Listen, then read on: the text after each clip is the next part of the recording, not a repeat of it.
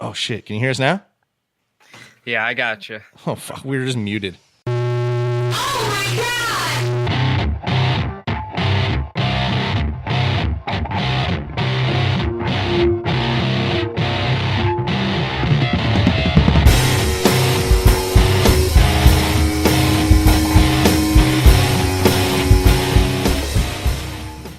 Welcome, everybody, to episode 90 of 1 Million of the Serial Chillers podcast from the Super Network studio.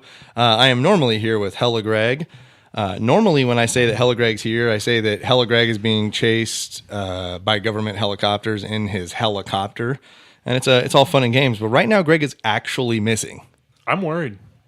So I haven't heard from him. I'm not sure where he is. We might be joined by Greg later. I don't know. So in his honor, I will say... You wait till the Friends song gets put on here for you. Normally I'll wait for this, but since he just can't wait, I'll get some introductions here done right now. Sitting to my right, everybody's favorite guy to hate. Welcome back, Paul. Hey, I'm here. Welcome, Greg. Oh, wait. Idiot. Sitting to my left, first time on the show, good friend of mine from a long time back. Welcome, Jared. Hey, how's it going, everybody? Nice to be here. Oh, he's too nice. Yeah, they also can't answer, though, Jared. It wasn't a question. You said, how's it going? That's definitely a question. Oh, fuck.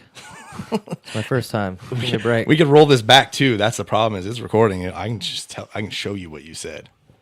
Well, Or you can wait like a month when this is actually out. Yeah, keep that mic up by your face. Don't pull it away too much if you can. And welcome for the first time to the show, coming from across the internet. You're filling our across the internet void tonight, Cody, from the Bumblebutt Podcast. Welcome, Cody. How's it going?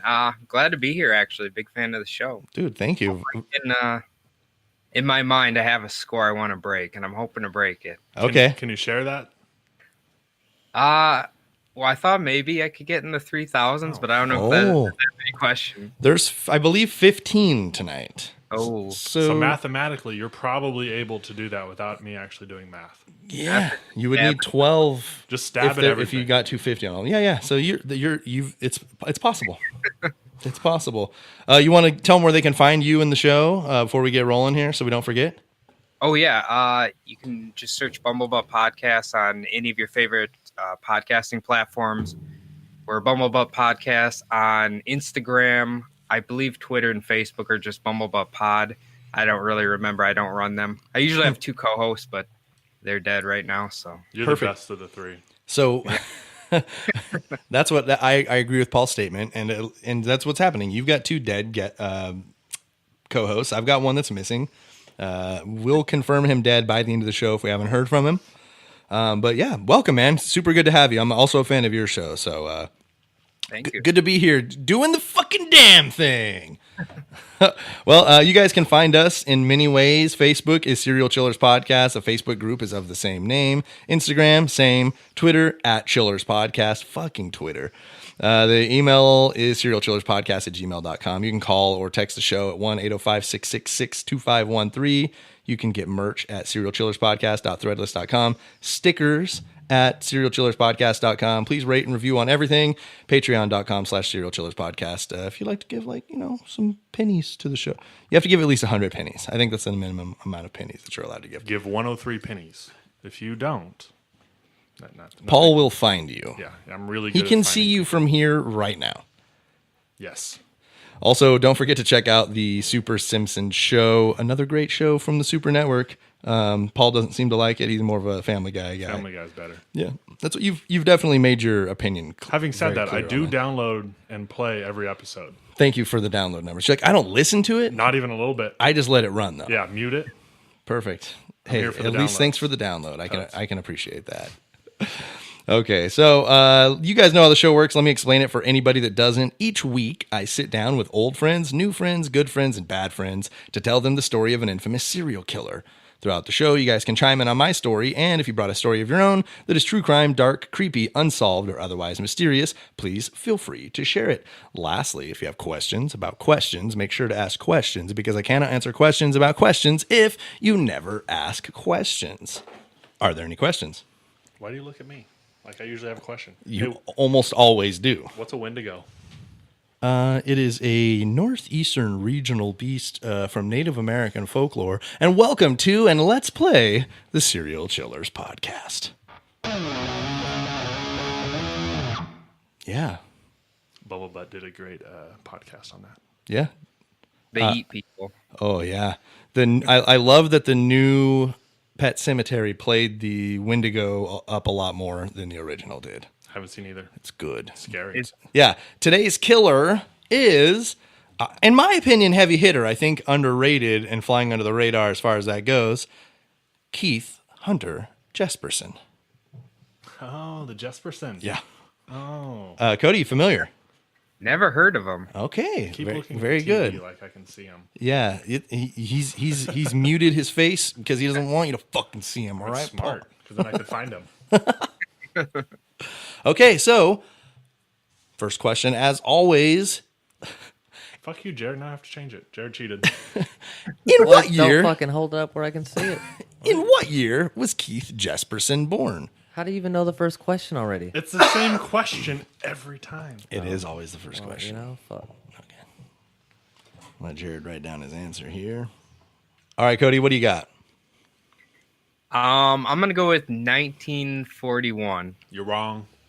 Cody says 1941. Paul says 1962. Jared says 1972. Paul is going to get 250 points because Keith Hunter Jesperson was born April 6th, 1955. All right. I was closest. Guess the price was fucking wrong there. Price is wrong, bitch. Price was closest on this side. All right, plenty of time left, guys. Plenty of time. So on April 6, 1955, Keith was born in Chilliwack, British Columbia, to parents Les and Gladys Jesperson. He was the third of 5 children. So his childhood's like very, in comparison to a lot of serial killers we cover, it's fairly mild, but his dad's definitely a huge fucking prick from top to bottom. So we'll just start like we don't even need to pretend that that wasn't the case because it definitely was. Do we ever pretend that? Well, sometimes you know the killer gives the story later, and you're like, "Shut the fuck up!" That's not what happened. This case, it's definitely corroborated in many ways. So, in 1961, between the ages of 5 and 6, Keith himself starts to kill and torture animals. He would often bash in the heads of gophers. A huge event for them because they had some land was even at the age of 5 or so, his dad would bring his sons out at dawn and they would hunt and kill all the gophers, which it's an invasive species, but he treated it more like a blood sport than he did a chore. So to Keith, it was he would always take pictures and be like, "These are my killers. These are my little killers right here." And really rev them up about how dope it was to fucking kill these things, dude. I mean, I've had a mouse in my garage for at least 3 years. His name's Larry. Pretty sure there's more than one. Can't bring myself to kill him. So He's real cute. Lawrence out there just doing his thing. I guess if he's not causing too much damage. then- Larry. Yeah, we all know his name is Lawrence. Come on.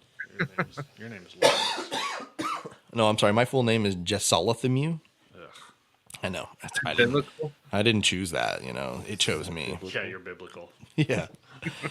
So yeah, he's a killer of gophers. But again, the gophers, I'm 50-50 on it because you live on a farm. There are things you got to do. If the gophers are tearing up your fucking crop, yeah, you got to kill them.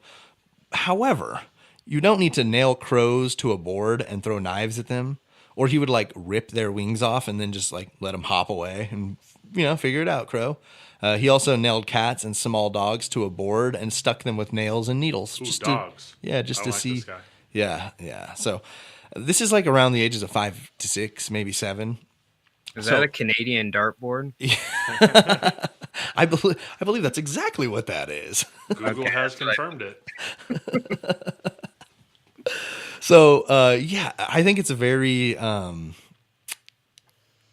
dark. It's Yeah. very early. So another one of his favorite things to do was to, quote, crimp a couple cats' tails together with wire and hang them over a rope. So throw them over a rope and the cats would come to each other and they'd claw each other and eventually one of them dies. It's like a pair of sneakers over the. Yeah, that was the exact example I was going to use. If you can't think of what I'm talking about, think of the sneakers from the movies or whatever. Yeah, when you know you're in the hood is when you see the sneakers. And he'd do that with cats. Throw them over the clothesline. They'd attack each other. Eventually, one of them would kill the other one, and you just let the other one go, knowing that it was so fucked up it was going to die too.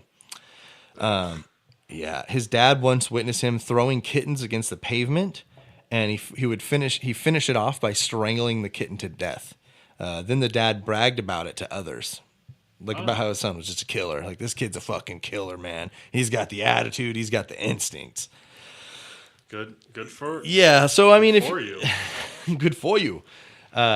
It's at the age of 5 and 6. If your dad is like trumping up to his drinking buddies how dope of a fucking killer you are, I can imagine being that young and being like, hell yeah, my dad likes this. Like, he thinks like this is how I get my approval. I murder things, and my dad is mad stoked by it. So.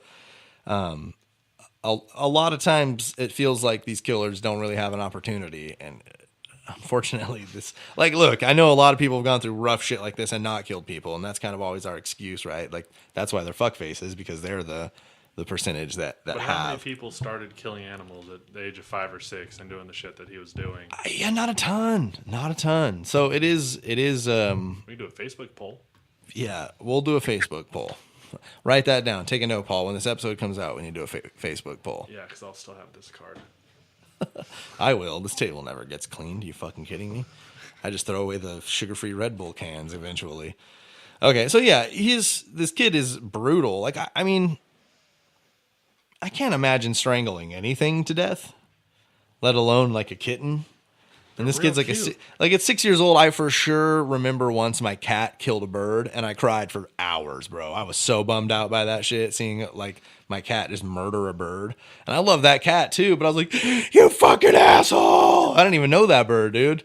So yeah, I can't imagine as a small child choking, like slamming it against the concrete and be like put that shit in, get in your neck, motherfucker. Yeah. So Keith's father Les drank quite heavily. He dominated his family and looked down on women quite a bit.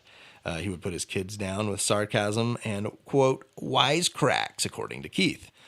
Keith received the least amount of attention from his father compared to his siblings. At one point, his dad was making all of the kids do like near backbreaking labor on the farm. And like, I know the kids work on the farm, but like he was having them do like 12 hours of work. Like, you're not going to school today, you're working. And this wasn't like the late 1800s where like that's kind of what you do. You have kids using for labor. We're talking about he was born in the 50s. So yeah, I just imagine him instead of a donkey, like carrying pulling the plow. It's like, I got it, Dad. I don't know. I picture him kind of like that kid from Little Giants, just a super jacked kid. He's probably not. Good reference. Pull-ups off a refrigerator. Just yeah. Little Giants, good reference. I wonder how much of our demographic has seen Little Giants. That's a classic. Let's do a Facebook poll. I'll write it down.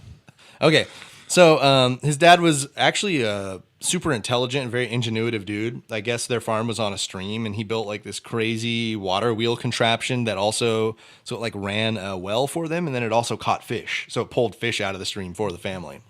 Convenient. Yeah, nice. So he was like a very ingenuitive dude. I don't know that he was necessarily incredibly intelligent as far as like book smarts and IQ goes, but you put him out on a farm and he was holding shit down. He made or bought an automatic fish catcher. Yeah, he made it. Yeah. He was also very manipulative to his sons. He gave them a very bad moral compass, as we can kind of tell already. A very small-minded view of the world and a proclivity for violence. Keith claims that his earliest memory was rolling a rock down a slide in a park, and it hit his little brother Brad in the head, drawing blood and making him cry. Keith didn't realize it at the time, but he really liked the feeling of making someone else hurt. Like another person. Like it was beyond animal. So we're like, early childhood, and he's already like, yeah, making people hurt it's kind of fulfilling, man. So at one point he finds a dog, and he's actually allowed to keep it.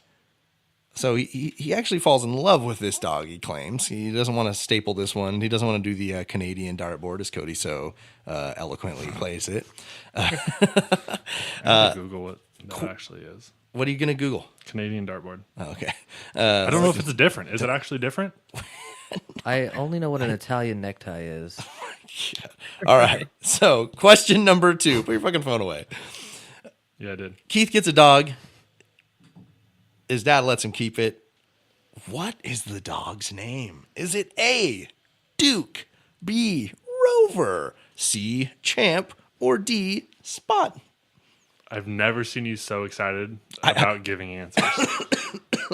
I just love a dog so much. Yes, I do. Hey, what kind of dog was it? Duke, Rover, Champ, or No. Spot? No, what kind of dog? Yeah, I don't have an answer for you. Well, it's probably not Spot then. What if it is like a Dalmatian, though? Exactly. That's why I asked. Cody, you're gonna get this wrong too. I know I'm those points. thinking way too much about a dog's name. They're all just such good boys. You got one written down, Jared? Yeah. All right. What do you got, Cody? Duke, Rover, Champ, or Spot? I'm going with Rover. Paul said Spot, and Jared said Champ. All right, you guys covered them all but Duke. His dog's name was Duke. God damn it. Sounds right. Put that. All right, so no points for anybody on that one. That's right. I'm still winning. Did It's you hear like that, Cody? That's Beverly Hillbillies' name.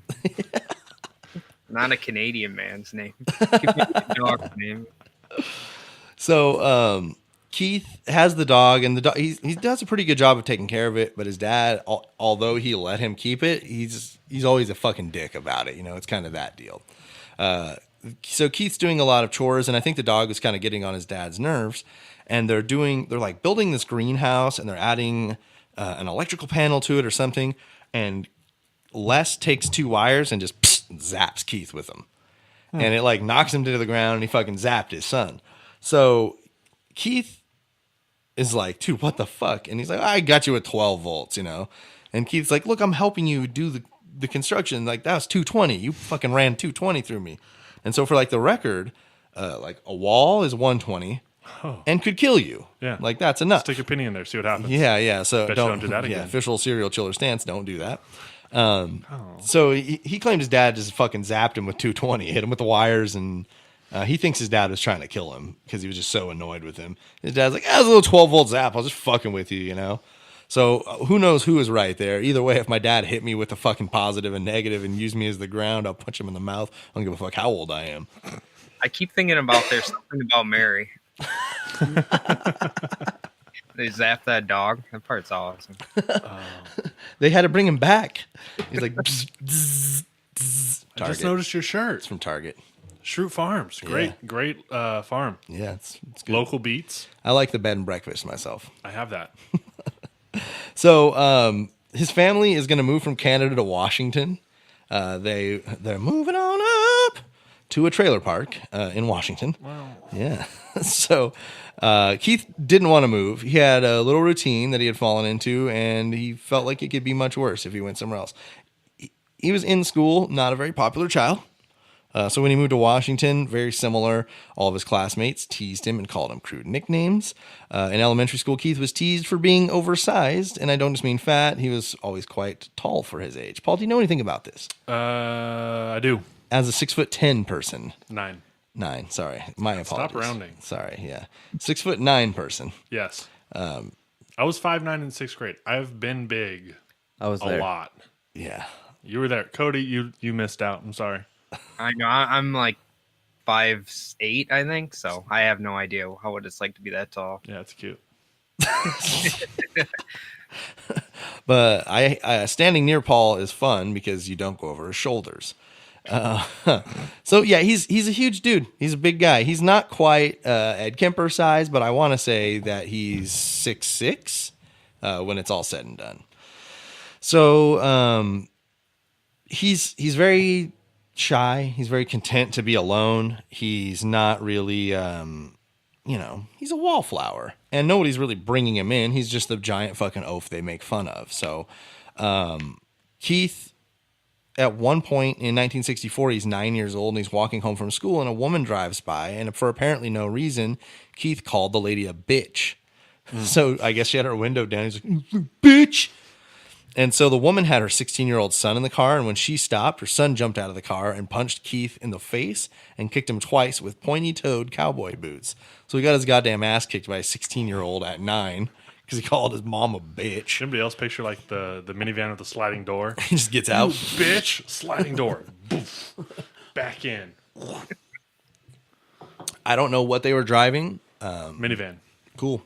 I don't know what a minivan looked like in 64, though. In my head, Probably a station wagon, if anything. It's not as fun. I agree. Doesn't fit my mental image. So Keith's father, small town, very quickly catches wind of the fact that his son called someone a bitch and had gotten his ass kicked by a much older kid. Question number 3. Ooh, front page of the paper. What did his father do to teach him a lesson? Did he A, not allow him to eat for a week? B, give him additional back-breaking chores? C, beat him until he couldn't scream anymore? Or D, kill his pet dog? Yeah. Ooh. Not allowed to eat for a week, give him back-breaking chores, beat him until he couldn't scream anymore, and killed his pet dog. I was good at writing these ones because I am a father. I don't. Jared's a cheater. I don't know about you yet, Cody. She can I have an estimated guess. All right, Jared's got his answer. Go ahead, Cody. I'm going to say he killed Duke. So Duke is dead. Jared said the same. Paul said that he did not allow him to eat for one single week. No. D. That's a D. Oh, I see. Killed his pet dog. So everybody said Duke. It looked like an A from where, like you literally have. Oh, I see you. Yeah. Hey, is it A though? No. So I was going to say nobody gets points either way. Everybody said killed his pet dog, Duke. Yeah, he did not kill Duke. So he beat him until he couldn't scream anymore. He got home and like he had a shiner on the eye and his ribs were super sore from getting kicked. And his dad heard about it and talked to him about it. And then he took him out in the backyard and just started beating the shit out of him. And Keith was like, screaming, stop, stop, stop. And then when he stopped screaming, stop, that's when Les stopped. So, yeah. He got a good walloping twice that day. I don't have many words for this guy. Also, remember, he's 9. He didn't take his teenage son out and go like, oh, you think you're fucking tough? Put your dukes up, you little bitch. He took a 9-year-old outside and whooped him. And walloped him until he couldn't, he wasn't talking anymore. Is the dad big? Do we know that? Not as big as Keith will be, but he is 9. Genetics. Yeah. So yeah, what better way to teach him a lesson? One friend that Keith was able to make while going to school was a boy named Martin, who always seemed to blame Keith when something went wrong. And it wasn't like little things, like something big, like, the barn caught fire. We got it out. But it was like, it was Keith. It was Keith. Keith did it. And so Martin was a fucking prick and was always getting Keith in trouble. And Keith was quiet and shy. So he wasn't going to be like, no, Martin did it. He's not going to refute it. Yeah, he just took the punishments as they came because that's his life anyway. He's already mentioned that. So Keith would often, what he called, get belted in front of everybody. Like his dad would take him out to the front and beat him in front of people to teach him a lesson. Keith grew tired of being in trouble for what Martin had always been doing. Some of the times Keith wouldn't even be there when Martin would be there, and Keith would still get the blame for it. So was the first person he killed his dad? No. One day, good question. One day, Martin and he were out playing in the backyard, and a fight broke out between them. Keith began to beat Martin, and eventually he was unconscious. He said that he would have killed Martin if his father hadn't come out of the backyard and pulled him off. So, he's 10 now, and he's beating This is at a trailer park. Yeah, it's like So trailer park. There's other people around. Probably. It said backyard. I don't know what kind of situation they had. I mean, I've seen trailer parks in TV shows. There's some nice trailer parks, too. There's like retirement trailer park communities. I'm not sure what the situation was on this. There's definitely some quite low-end ones, and there's definitely some very nice ones. I feel like either way, somebody would probably call the cops. Yeah, well, there's 2 kids, too. If you see two kids fighting, would you call the cops? Dad beat the kid out in front of everybody? Well, he would spank him. He wouldn't. This wasn't the beating. Until he couldn't talk anymore was, I guess, behind. I think they had a decent little backyard situation that must have been kind of private because they talk about getting their asses kicked in the backyard quite a bit.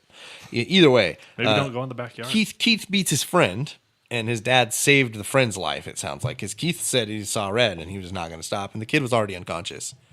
And Keith was just, raining down blows. So in 1966, at the age of 11, Les starts charging Keith and his brothers room and board to teach them the value of money. So I don't know when your parents started making you. I was 14, so I'm just kidding. You're fucking 11 years old. What the fuck? Yeah. Well, and they don't work on the farm, so what are they going to do for money at this point? Like, at least if you're on the farm, you're like, yo, go plow a field by yourself. Yeah, that's your for rent $1. for this week. Yeah, whatever it is. Yeah. Now they're in a trailer park, like, go wash a window. Later, they find out that Keith had been paying a much larger portion than his brothers and was required to start paying earlier than the rest of them.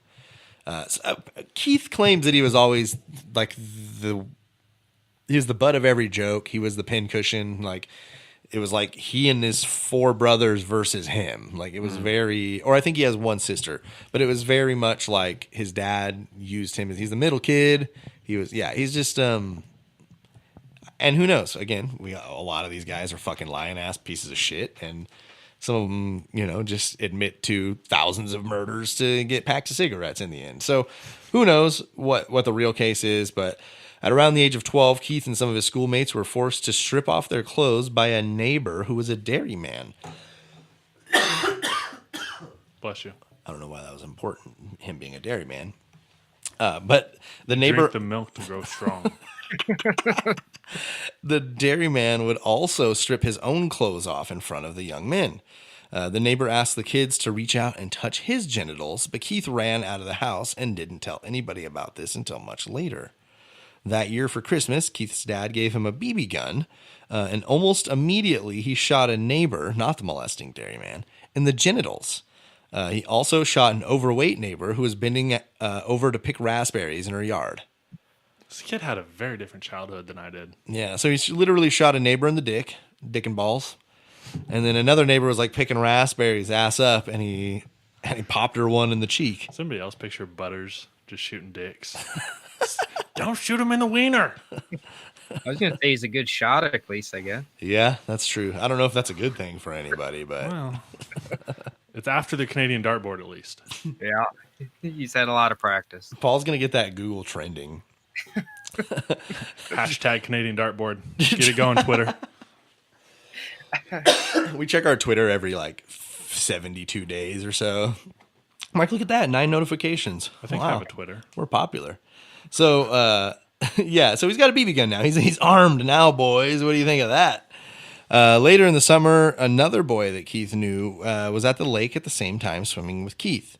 The boys began to play in the lake, and as 10-year-old boys do, or 11, they began to roughhouse. Before you know it, the older boy was holding Keith underwater. Keith pleaded with him to stop every time he was able to get up and get a gasp of air, but the boy did not. Eventually, between panic and shortness of breath, Keith blacked out, and the older boy pulled him out of the water, and they left. So I think the kid didn't, I thought he thinks that Keith is just panicking, being a dumb little fucking kid, and then he, goes limp and blacks out in the water. And so the guy's like, oh, shit, dude. And, pulls him up, and they're like, let's get the fuck out of here. And they just peace out on the kid. Wasn't Jason Voorhees, was it? As far as I know, no. But now I have some extra research to do. Damn you, Cody! I thought I was done! It's embarrassing for Jesse. So, Keith wakes up, and he very clearly remembers the situation, and it wasn't something he blacked out and forgot. A few weeks later at the public pool, Keith would see the large... Penis. Yes, how'd you know? Yeah, Dairyman's around. The larger, older boy, and the kid was swimming in the deep end, and Keith jumps in and leg locks his neck and just takes him into the pool with him. And eventually... he's got him on the side of the pool, and he's holding the kid under with a leg lock, and a lifeguard comes over and breaks him free. And Keith says again, I was going to kill him. If the lifeguard didn't come, that's what I was doing. Does he say this later or at that point? Yeah, I think later for sure. So but if he's saying it at that point, maybe somebody just throw him in a padded cell. Yeah. So that's what I'm saying is this could be a second attempt at an actual murder, and he's 11 or 12 years old at this point. So I was so sweet at that age. Yeah, were you? Better Old than enough now. to buy beer already. So- Call last one. You remember how young I looked forever until Yeah, this gorgeous I do remember that. That mane ginger came beard? It's not as good as Jesse's. Can you see this, Cody? I can see it. It's not I as good can't. as. I can't grow facial hair. So I'm a Can little you see jealous. that? Oh, it's majestic. So in 68, 69, he's 13 and 14 years old. He's now in the 7th grade. Keith's friend Tom Hager introduced him to shoplifting. Keith gets quite a thrill from this. Fun. He would claim, like most serial shoplifters, that he did not care what he got. It was just about fucking getting out of there with something. Also around this age, his brothers would give him a nickname that stuck with him all throughout his childhood and would follow him even when they moved to other schools. Kids can be cruel, but if you don't, usually your siblings are at least going to have your back if other kids are being a fuck ass. You know what I mean? Like, you always had your brother's back if someone was ganging up on him. Maybe you'd be a fucking dick to him, but as soon as someone else was, it's like, yo, motherfucker, that's my brother. Step the fuck back. Right. But his brothers were bringing him down like, one of the bullies too. So, question number 4. What was the nickname his brothers gave him? Was it A, Wolfman, Ooh. B, Ugly Boy, C, Igor, or D, Monster? Wolfman, Ugly Boy, Igor, or Monster? All right, Cody, what do you got? I'm gonna go with Ugly Boy. Cody says Ugly Boy. Paul and Jared both said Igor. I did love the wolf one, though. Yeah, because that's your name. Nailed it. Yep. Paul and Jared are going to get points on this one because, yes, the nickname was indeed Igor. I'm just gonna go for 0 now. Hey Cody. just Start answering wrong just and you might shooting get for it the right. goose egg. Just go for stabs. 1969 at the age of 14. He and his friends are getting into some shit that's very anarchist cookbook, pre-anarchist cookbook, and he shoots an arrow with an exploding tip at the home of one of his teachers. Apparently he didn't really enjoy the lesson plan that had been put together that week. You know what I'm saying, Jared? So, Jared, do you know how to make a fucking exploding arrow? I mean, I guess I can get the Anarchy Cookbook and find out. There we go. I don't know for sure that that's in there, but I can imagine that it is. I did learn how to make styrofoam napalm from the Anarchy Maybe you Cookbook. could make a little HME, homemade explosives. Yeah, that sounds felonious. You think if he shot the chemistry teacher's house, he would have appreciated it? He's like, son of a bitch. A+. Use your powers for good, not evil. Oh, I didn't like my learned- chemistry teacher. Oh, okay. So you want to tell a story about that too? I got kicked out a lot. Yeah, he shot a fucking exploding arrow at his teacher's house. Later, a classmate's going to recall his recollection of Keith is, quote, he could be bright when he wanted to, but when he would do something, but then he would do something stupid. He'd be too kind or too mean, too generous or too stingy. You never saw the in between. I've always wondered if he was in control of his own brain, if he might have had brain damage. He sure acted like it. Sounds like a high school friend, I think later would say of him. It's like this was kind of just regular for him. He sounds like bipolar disorder. Goes to the extremes. Yeah, he was black and white. There was no gray with him. You can't see color. Right. Around this time, he develops a strange fascination with fires. His grandpa also had a very similar fascination with fires, and probably just rubbed off on old Keith. Sexual sadism is also traced. Sexual sadism in Keith can be traced all the way back to his great uncle Charlie, who is said to have had many of his own problems and some other family issues with sexual sadism. And this is about when Keith is starting to discover that that's kind of his shit too, around the age of 14. He was definitely he wasn't given any favors genetically either. You know what I mean? Like the Small nature penis. and nurture. Yeah, sure. That's what I meant. Tall with a small penis. Good for you. Tall penis. In middle school, over and over, he would get rejected by every girl that he liked. Same thing with high school. He never went to any dances, although he asked quite a few ladies. Never ask. He was probably like, hello, my lady. And that all went down the hill from there. Is it a neckbeard? I'm not saying that he wasn't a neckbeard, and I don't know for sure that he was, but I think he was a neckbeard. I get very neckbeard vibes from him. Did they have Doritos and Mountain Dew in the 70s? Ooh. Hey, that's a good meal. You're lucky your beard grows on your face. That's all. Don't hurt me. So, as a freshman, he would have sex for the first time. He described it later as a rape. So, initially he told his friends like, I finally scored, blah, blah, blah. And then like later he's like, yeah, I was just kind of way bigger than her. And I just took what I wanted. So who knows what the real story is? We don't have her here to tell us whether he took what he wanted or they had consensual sex, but it may have been consensual initially, but his sexual sadism down the road needed to change the context of the exchange. That's kind of what I think of too. Like later he has to like remember it as more violent to be fulfilling to him. Because if he's like, oh, I had sex at 14, he's like, no, I raped her. Yep, that's what I did. Oh, I held her down real tight too. And that's the only way he can get his dick hard. Oh. It's not good. He's dark young. Yeah. You got to get dark older. Yeah. So to make that all worse, around this time, his father had a friend who was dying. The friend's name was Smitty, and he was dying of lung cancer. Keith's father would take him in to talk with Smitty a lot. So they'd go visit him. Like, he's in hospice. He's not going to make it. It's just a matter of time. So they go in all the time to talk to Smitty, and Keith hated it because he's like, has to make small talk with a dying guy he doesn't know. It's like one of his dad's hunting buddies or something like that. Ooh, they have something in common. Yeah, there you go.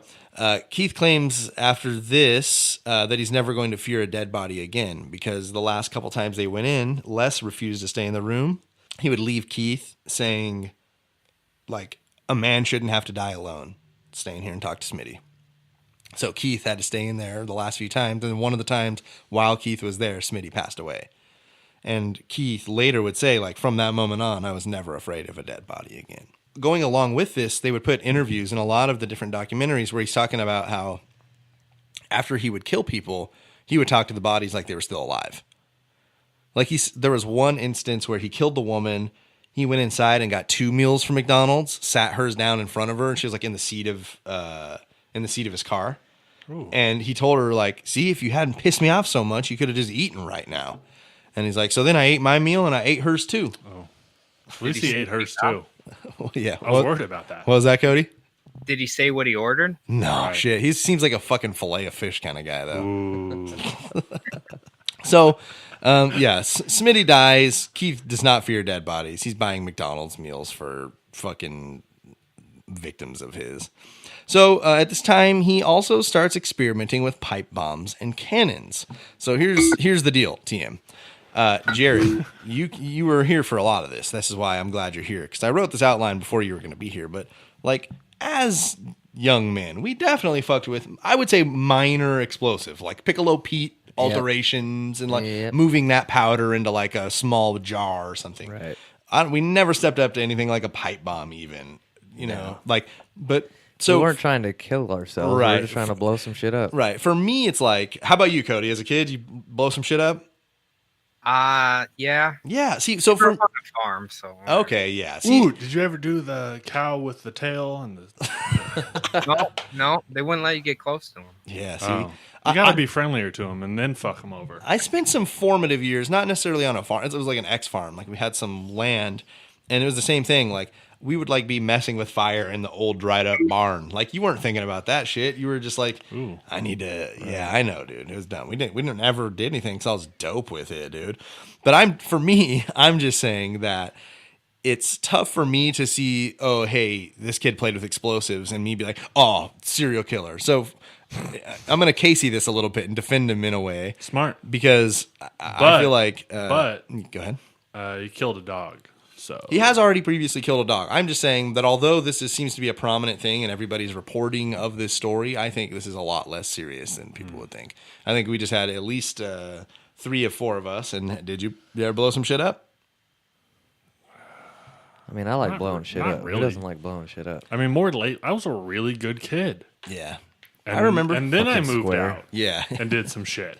So I'm sure. So I guess what I'm saying is at least 75% of the people here right now blew some shit up as a kid. So that to me is not Right. is not something that seems important. Anyway, You guys are all idiots. let's move on. You shut up. From 72 to 73, Keith's now growing up, man, 17, 18 years old.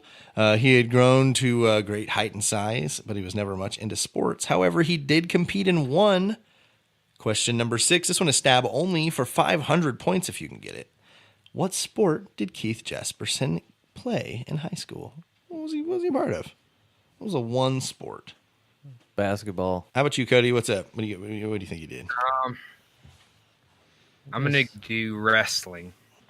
So Cody said wrestling. Paul said he was a high jumper. Very specific. Or track, if that's too specific. Jared said basketball. Cody is going to get 500 points because Keith Hunter Jesperson was indeed a wrestler. / high jumper. Yeah, no. Wasn't high jumper. So Cody's going to tie it up on that one, Paul. What you know about that? Cody, I hate you. Don't know you. So Jared has 250 points. Cody and Paul both have 500. We are 5, 6, 7, 8, 9. Yep, because I skipped a question. Cool. We'll go back to it. Don't even worry, guys. So he was blowing shit up, I guess is what I'm saying.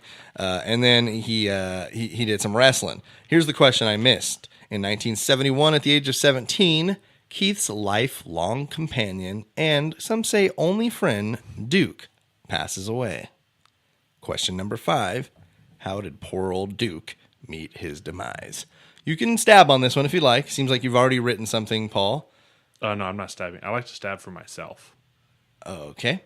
Jared, would you like to stab at the answer before I give you the multiple choice options? He looks confused. I'm just gonna wait. Okay, Cody, you wanna stab at an answer? If you do, hold up. Let them write it down, and then I'll let you stab. Just do the multiple choice. Okay, so the options are: did Duke die of old age? Was he hit by a car? Ooh. Did a tree fall on him? Or did Les shoot him? Was it old age, hit by a car, tree fell on him, or shot by Les? I'll even give you this. He's about 11 years old, Duke, and is a big dog. Right, bigger. Okay. What do you got, Cody? I'm going to say he got hit by a car. All right. So both Jared and Cody say that he was hit by a car. Paul said that Les shot him. Paul is going to take the lead once more. God damn it. Dude, Because this feels good. This never happens. his Labrador retriever, Duke, was shot by his dad because his dad said, quote, he was dragging and didn't look good. His dad claimed that he looked like he had gotten into some poison, which seems oddly specific to well, he looks like he's got poison, and then just shoot him. It's definitely not the bowl I put out for him. Yeah. So this is definitely fucked up, but it's also still not a reason to become a serial murderer. Probably not. So rest in peace, Duke. I'm sure you were the goodest boy. Also, I probably shouldn't have chosen the name Spot for a retriever. Yeah, but I didn't give you the dog type at that point. Yeah, you refused. I went hard on Dalmatian. It would have hurt me. Okay, it would have hurt me. Okay, so Paul's got 750. Cody's got 500. Jared has 250. Plenty of fucking time, guys. You can still hit 3,000, or just stay at 500. Not impossible. I prefer if you stay at 500. So going back to from before I realized I skipped something and Cody got the 500 points, Keith was a wrestler, maybe even a champion since there was nobody large enough to even compete against him. Do you just win a championship if that's the case? Like in the 330-pound division, champion Keith Jesperson, fighting undisputed. That's how I won my wrestling championships. Perfect. Congratulations to you. I got Letterman letters. Dang. I don't. Oh. So, I was going to say living in the past, man. Keith was always teased about not being able to reach the top of the rope that they climbed. It was part of practice for wrestling. Like, get up to the fucking top of the rope, get back down. Keith was always teased about not being able to reach the top of the rope. At one point, he finally got to the top of the rope, and the one fucking time he does, the knot came loose, and he fell 25 feet to the gym floor. Like, this was not padded floor time. This is in early 70s. Like, padded floor? Yeah, right. You know how expensive that shit is? I love it. We had to put a bunch in the principal's gin budget, so we didn't get padded floors here this time. So he falls 25 feet to the hard floor, slams his head on the side. Now, I don't know if it was a bedwetter, but we've got at least 2 of the 3 for the McDonald triad in this gnarly head injury. McDonald's? Yeah, not McDonald triad. And he loves the fucking fire. Loves that shit. So, just in case you needed to know, he would graduate in the summer of 73 from high school with a class rank of 161 out of 174. He is tested with an IQ of 102. His dad refused to let him try to go to college, saying he can't do it. Keith would just relax and work and lead a fairly normal life up to about 1974, a few years later. To show you what a good dad Keith has in Les, there's a story that during this time, Keith was working for his dad. He did like a backhoe business. So he would dig pools for people. He would go out and do stuff for plumbers. Like he was a contracted backhoe operator. He would go out and, whatever he needed to do, he would do. And Keith was part of that with his dad. So Keith wanted to go camping and had just saved up enough money to buy like a brand new motorcycle. And they made like a point to show a photo of it. Like that he went to the dealership and bought a brand new bike. He didn't go like buy an old beater and, fix it up. Like It's nothing like buying new. yeah, it was for him, like, and growing up poor, and they finally kind of hit it well with his backhoe company and made a little money. It was a big deal to him to have this new motorcycle. So he wanted to go camping and wanted to use one of the company trucks for his dad's company. His dad was totally cool with it. He just needed to leave the motorcycle behind in exchange. Keith was quite apprehensive to do this because, Les is a heavy fucking alcoholic.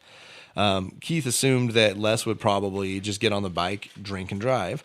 Les promised that he wouldn't do that. He may not even ride it. It was just collateral for the truck that he was taking. So Yeah, Keith trust your son. Yeah, exactly. Keith borrows the truck and claims to have a great time on the trip. He returns late Sunday night and was going to return the truck Monday morning to his dad when they arrived at the shop. So he gets to the shop and his dad never arrives. He calls like his dad's house and his mom answers and he's like, "What the fuck? Where's dad?" She's like, "Oh, you don't know? He got in a motorcycle accident last night." He was drunk. So he's told that his father was in an accident and that he's in the hospital currently. So Keith rushes to the hospital where his father had been in an accident the night before. He's got a huge scar across his face and had torn up his intestines because he had driven through some barbed wire fence. So Shit. That'll do it. What yeah. kind of bike is this? This was like a Honda road bike, So it's not made for going into fields with barbed wire. Not a lot of bikes are made through going through fences. I don't know bikes. I don't fit. So Keith knew what had happened and he called his dad on it. His dad told him to fucking clean up the evidence because you don't want to miss out on the insurance money because my drunk ass was riding it. They just need to know that someone was riding it, not someone drunk was riding it. I'm assuming there was some booze in the area. No. So Keith went and cleaned all of it up, and he came back and he tried to have a conversation with his dad about what the fuck happened and why did you drink and drive with my motorcycle. And his dad said, "I didn't drink and drive." He said, "Yes, you did. I just went and cleaned up all this evidence." And he said, "Exactly. You just cleaned up all the evidence. How are you going to prove it?" It's when you keep a box labeled evidence Yeah. in So- your attic. Yeah. So his dad's fucking him right here. A little bit. So it was at this time that we find out that Les is quite a swindler, even to his own children. He was always trying out to make a buck off someone dishonestly if possible. From here on out, Keith would be working for his dad, and he would be known pretty much as the punching bag for the company, continuing his childhood tradition of being the kid that got his ass kicked around by the family. Keith tells a story about one time his dad put the bucket of the backhoe through someone, like the side of their house, because he had shitty depth perception. And the people in the house saw him do it. And when they came running out, he had made Keith get up in the backhoe and like he was yelling at him for doing it. So he's like, the people very clearly saw that he was the one that did it. He crashed through their kitchen that they were in at the time. And then they come out and he's like, "Wow, why'd you do that, Keith? What the heck?" And people are like, "You were in it, dude. What the fuck?" That's like, there's a comedian who made a joke. Like, don't do this. Serial Chillers podcast rule, don't do this. Don't drink and drive. But if you do, and you're the only one in the car, and you get pulled over, you get in the passenger seat and be like, "Oh, he was here a minute ago. I don't know I where don't he think went." that works. Well, probably not, but I mean, you're fucked anyway, so just have some fun with it. It's worth a shot. I mean, I probably wouldn't do it because I'd be. Go on. Yeah, okay.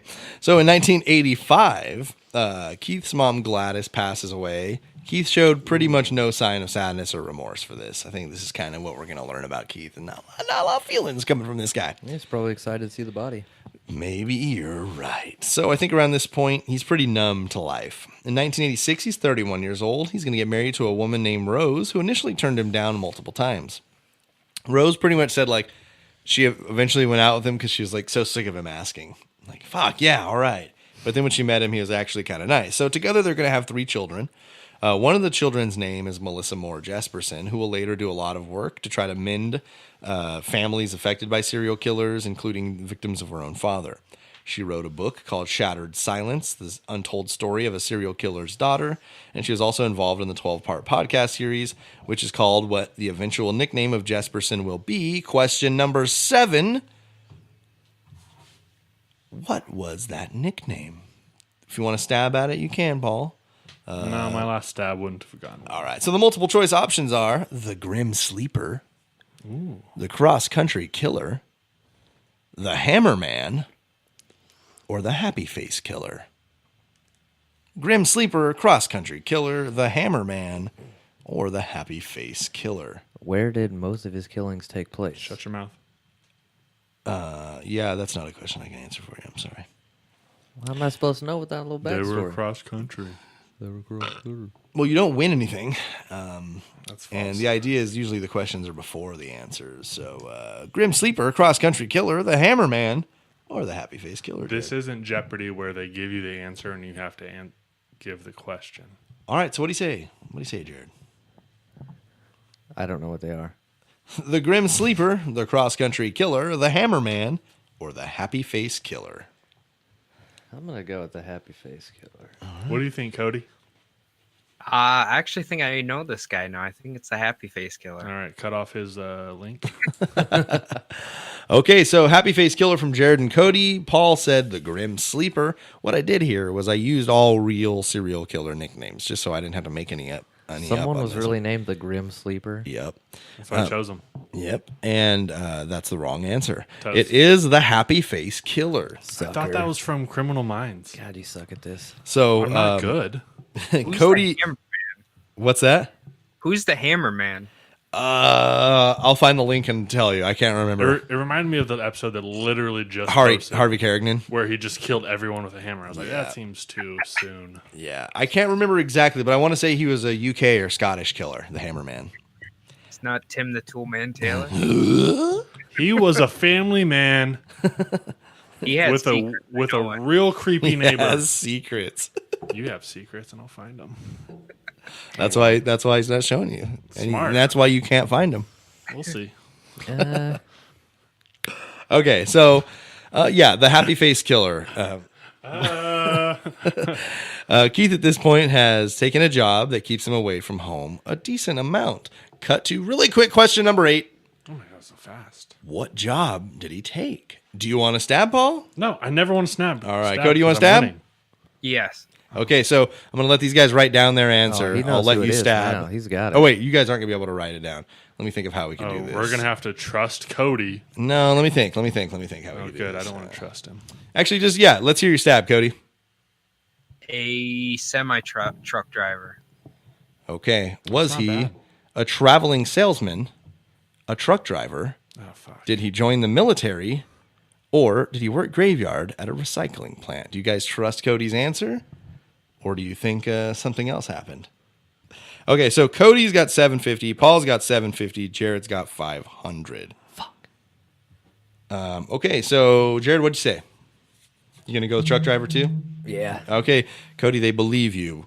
Cody's got 1,000 points for stabbing at it and taking the lead. I think this confirms he knows who well, we're talking now about. maybe he didn't at first, but it looks like he's definitely picked up on some clues. Feel like you gave and it filled away. in the story.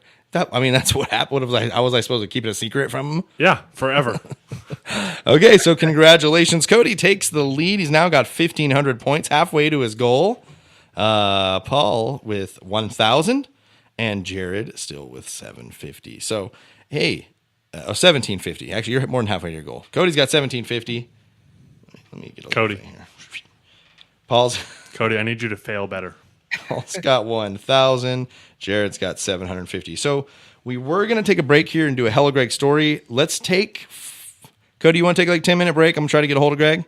Yeah. Cool. It is bloody hot in this. Yeah, room we're somehow. gonna pump the AC for a minute because we're all fucking mouth breathers in here. That's You're what's a happening. fucking So mouth breather. let's take 10. I'll try to get a hold of Hella Greg, see if we can get him to get in here and get his story. If not, we'll do it without him. Fucking, we'll do it live. Come back or we'll kill you. Please. Cool.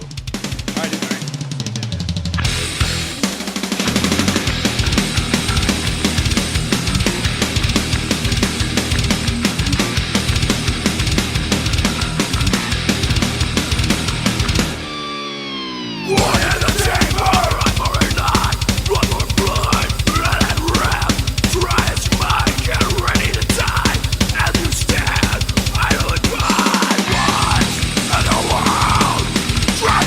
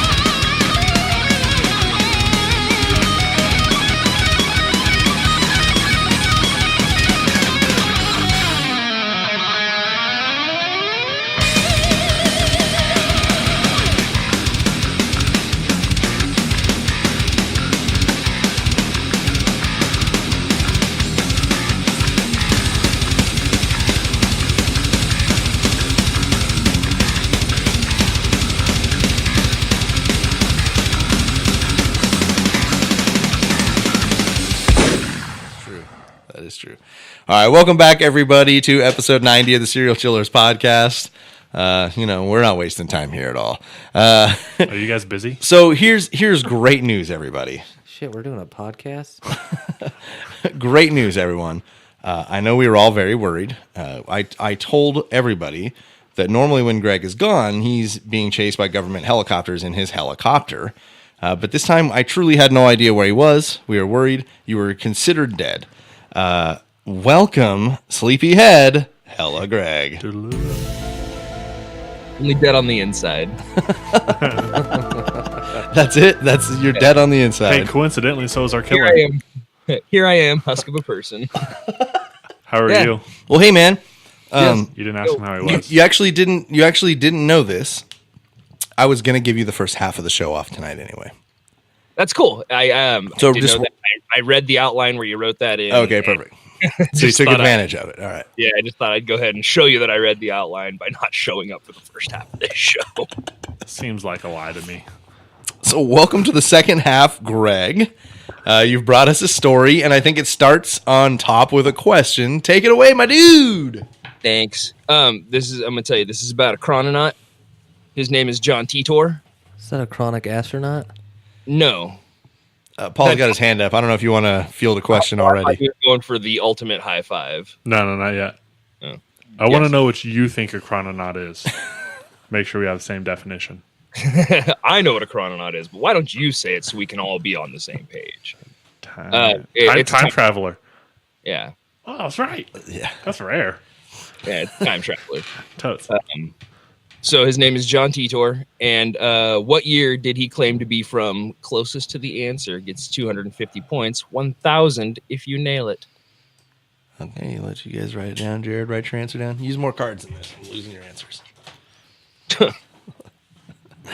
Is it the past or the future? Stop asking questions about the question. Yeah, who idiot. said you could do that? What the fuck you said? Ask questions. I know. Generally, we don't have any answers for the questions about questions. Notice though. how Cody's not asking any questions about questions? Because we don't give answers to questions about questions. Because Cody's listened to the show before and he knows we don't fucking have any answers. All right. Well, I'm my own country inside the country of serial killers. Yeah, exactly. My own rules for my questions, and no, you can't ask questions about questions. Much like Pretoria. See, we reference Family Guy. You fucker. Yeah. All right, Jared, you write your answer Great down? episode. Yeah, I fucking wrote it. Jared's mad about not knowing the answer. All right, Jared, what'd you say, everybody? I put 1941. 41. Oh, sorry, Cody. Cody, what'd you say? 2035. 2035 from the future. Can you see, Greg? I can't. He can't see that. Come on. 2137. 2137. And Jared said, what was it again? 1957. Like 1941.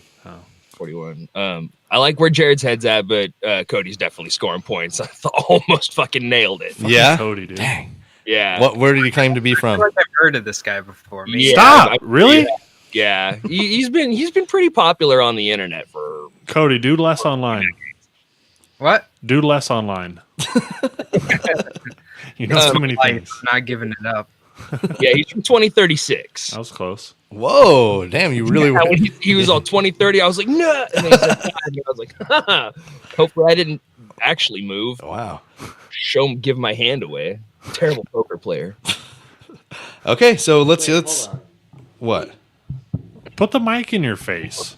He said what? 2135?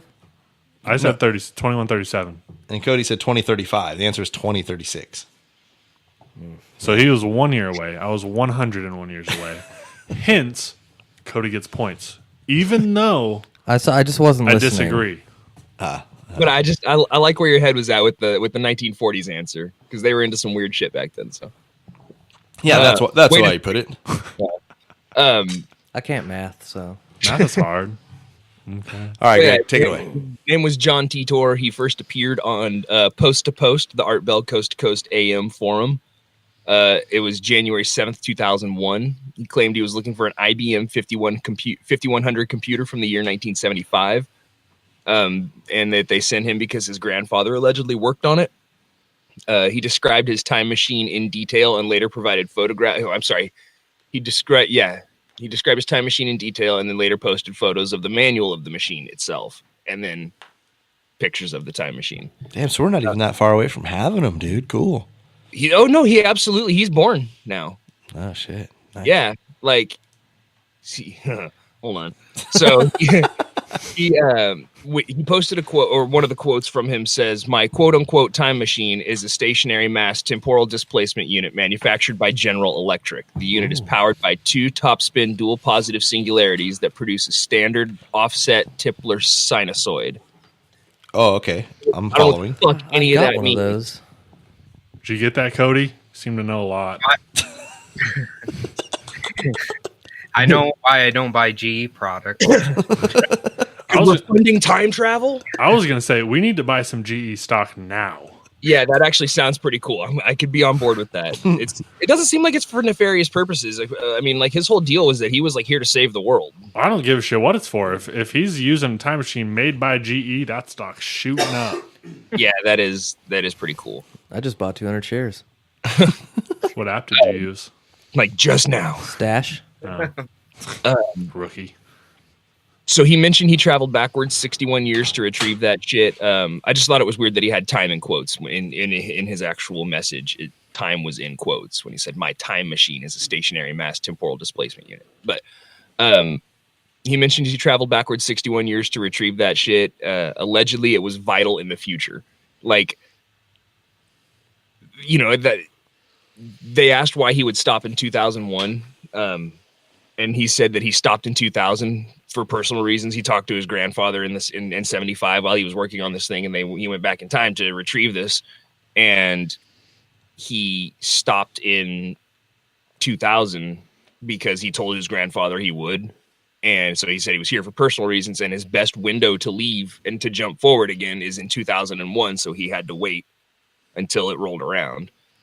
So he said, you know, most of the time people don't spend a whole lot of time in one world line is what he kept calling it. But he liked this one. He said he grew really fond of the people here, which I'm like, cool, man. Yeah, that's A lot of crazy good because I bands. fucking hate them. What was that, Cody? I said a lot of good bands in the 2000, right? Truth. Yeah. Truth. Yeah, well, he started posting in 2000, and then he posted in 2001 on Post to Post, which, yeah, there was some good bands around that time. He was like just missed he was just before the Sugar Ray era. Like fucking the recent last podcast about Israel Keys. New metal, man. Yeah, just new metal for life. Before Britney went crazy. Ooh. The first time. It's too soon. No. No. Follow your heart. No, because we said the first time. If you said the second time, it'd be too soon. Third time. Wait a second. Literally like a week I ago. was a time traveler. Oh. Where was he? Because you said it was a stationary vehicle, quote unquote. Well, it's a. I don't know where he was. He didn't really come out to anybody. And I mean, he had people he was in communication with, but he. It never says like I was in Detroit and then I was in older Detroit. Right. Okay. I mean, he was wherever the IBM manufacturing plant was in 1975 for the 5100 computer. I don't know where that is. I didn't dive that deep into it. Me South neither. Carolina. Do your own research, Paul. Yeah. Oh, my phone's way over there. I actually think that might be in Minnesota. The IBM headquarters is in Minnesota. Oh, really? Yeah. See that? Cody knows some more, Paul. Cody, I like you less and less. You wouldn't be the first person. So he later actually provided links to a webpage that is no longer active, but he had photos of his quote unquote time machine on there, and then the photos of the manual. He claimed that we inhabit a quote superverse, which is infinite possibilities happening concurrently at the same time. So is that why he's quoting time? He's not like actually traveling through time. He's stepping over to the next line. It is time, but it's also time and dimension. So by it's like a quantum physics thing that's way above my pay grade. And like if you observe something, you change its outcome. Yeah. So by interacting with time and space, he goes to a different timeline. He can't go directly back in his timeline. He goes to a different through time and space to a different timeline. And then when he retrieves what he needs and he jumps forward, he jumps back to a third timeline. It's not going back home. He's getting to a new place that will match up with where he left. Right. And I'm guessing what it does is it picks the closest timeline, because he was talking about, it's like when Homer settled for when everybody had lizard tongues. Kind of, yeah. That's what they call a differential percentage. And the differential percentage between our timeline and his timeline was 2.5%. So he could say, 100 things are going to happen, or 1,000 things are going to happen, and 250 of them wouldn't happen. I see. But the other 850 would. Still good betting odds. Right. But I mean, that's the, like, he could say, this happened, and this happened. And if some of that stuff didn't happen. Well, I think it was actually, if it was 2% and it was 1,000, then it would be like 250 things, or the 25 things of the 1,000 would go wrong. If it was only 2.5%. Yeah. Math is hard. Yeah. Math is hard. We've all agreed on that before Greg got here. Way before Greg got here. What made me think, what really kind of made me start thinking about it is when he was talking about being in the superverse, which with all the infinite possibilities happening at the same time. If that's true, then there's a universe where he does exist and could theoretically be telling the truth. And if the superverse theory is true, every possible outcome to any situation is taking place all at the same time concurrently, which means everything happens. So if he doesn't exist, then he has to exist, because the alternate possibility to that is that he exists. I see. So he has to exist in every possible outcome, because every possible outcome exists. So when he goes to another line, is there? Right. He's already there. So if he exists, right? in a timeline where time travel is possible. So then he exists in a timeline where he traveled back to 2036. But I'm guessing that since there's timelines where he doesn't exist, and him being missing could probably fit into that 2.5% differential percentage or whatever. You know what I mean? Like one person in the whole history of the world not existing in this timeline isn't that big a deal, right? Well, then you have the world line, and then you eliminate the possibility of him running into himself and creating a whole catastrophic time fracturing event. But yeah, intense. So he traveled through alternate times and dimensions. And that he was never able to return to the one he came from. Oh, it's a divergency effect. And our universe is 2.5% different than his.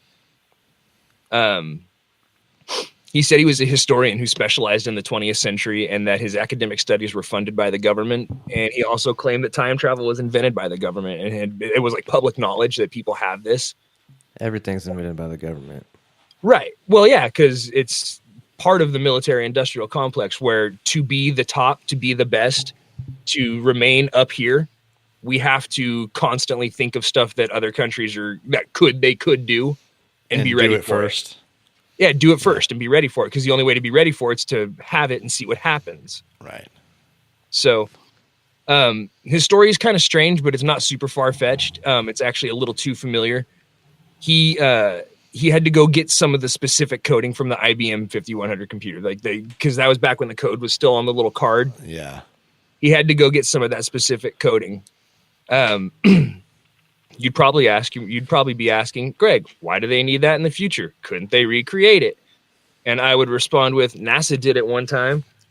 They bought old medical equipment from eBay for the Intel chip that was inside of it because it wasn't made anymore, and it was more cost effective than replacing the chip. And come on. Fairly sure that the Air Force once built a supercomputer with PS3s because the processing was way better and cheaper than buying computers and doing it. So they just used a room full of PS3s. They're not just going to spend crazy amounts of money on stuff unless somebody they know is profiting from it, like the $10,000 hammers and stuff like that. But hammers are expensive. Yeah, we can all agree on that. Yes, especially the wood stock hammers. Shut up. So he made a few predictions. He said that the Civil War had triggered a limited nuclear exchange with Russia in 2015, which killed nearly 3 million people. Clearly, that didn't happen. Yet. He said he spoke about the deception of weapons of mass destruction. So, said that people would be lying about having evidence of weapons of mass destruction. Wait, that happened. And you use it to fund a war, and that happened. One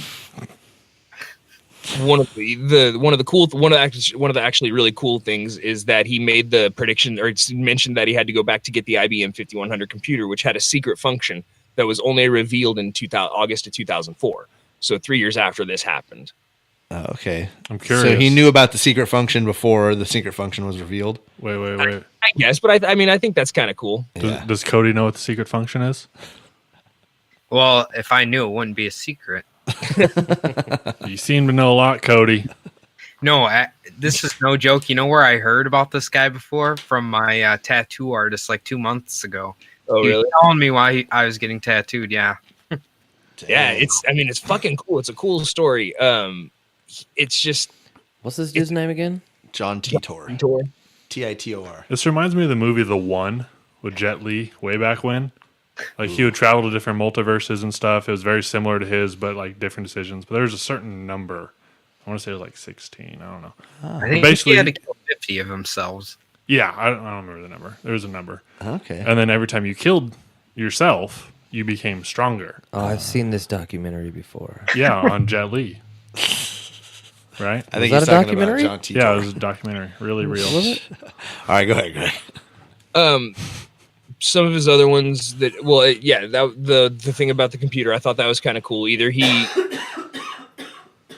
had some of that knowledge beforehand, or he is from the future. But he also said his grandfather worked on that computer, so his grandfather could have told him something about that. That's true. I didn't think of that.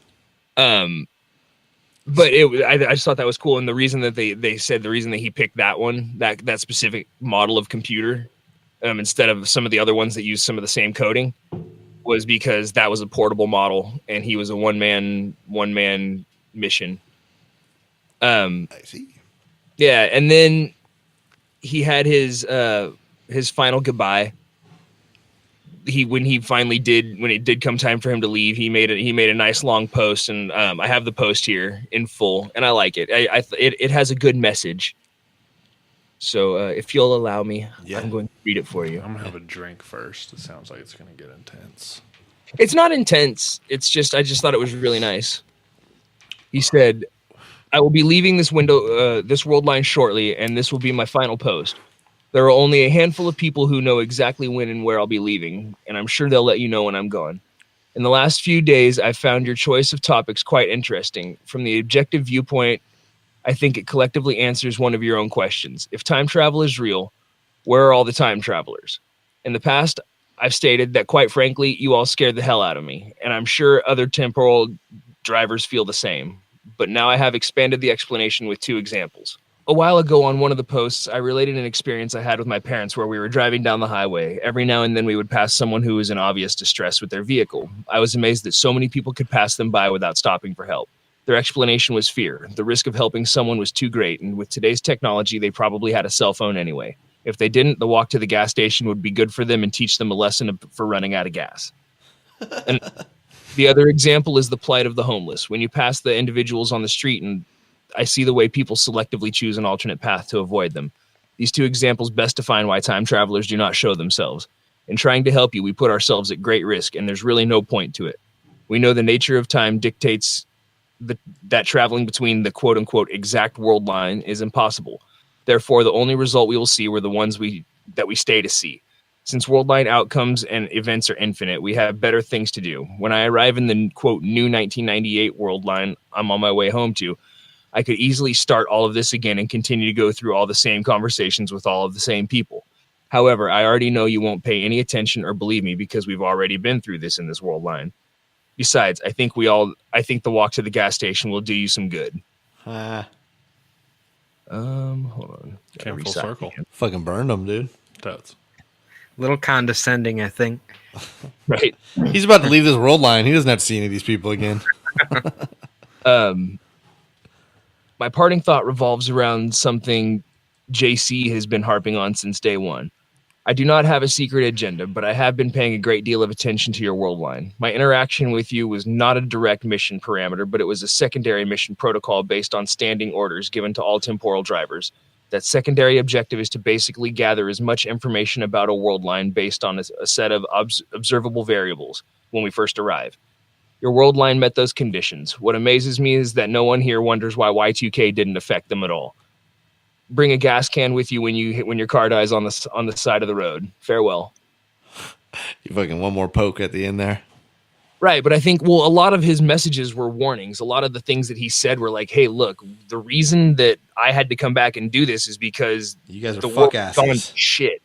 And he talked about the fact that for a while, America completely fell and it's back, but it's not as strong as it was. And there was basically a huge war, and it was federally owned cities versus rural communities who weren't federally owned. Like, people were escaping the cities out into rural areas and homesteading. So it's literally like the Revolutionary War. Yeah, and he talks about there was an intense American Civil War again, and he talks about a lot of that stuff led to that Russian nuclear war that he talked about, and how it caused a World War III and all this shit. It's crazy. So crazy. yeah, I mean that's pretty much it. He's gone. He left. He's back in 2030. He's back in A2036 somewhere. Yeah. It's probably in 2137 by now. That was my answer, by the way. Thank you. I like to think that there is a guy out there the right age to be John Titor who's going to hear this and be like, I'm doing it. What if he was like, serial killers is as popular as last podcast in my dimension? Be like, take me with you. Just got my shout out. Take me to the dimension where the Beatles didn't break up. Isn't that another one of these stories? I've heard the mashup. Yes, Yeah. It just sounds like a mashup to me. it is. Yeah. Yeah. Okay. Great. Fucking. I actually really like that story, and I learned some shit right there. I thought I knew that a little better than I did. Yeah, so did I. And then I was taking all that in and got comfortable on a futon, and that's what I did the first half of this. Hey man, you're here now. He And tried that's to what go matters to a me. different world line mentally. Oh yeah. Yeah, I was trying to Astral temporal project drive, there. Yeah. I was trying to astral project myself there. Yeah. Okay, so let's get back to it. Second half of the show. If you guys recall, Cody had just nailed the question about what his career is going to be. He was a truck driver. Keith was a pretty decent father, it seemed, to his young children. Remember, he's got 3. He was mostly gone, but he was a good provider. Like he made very great money being a truck driver.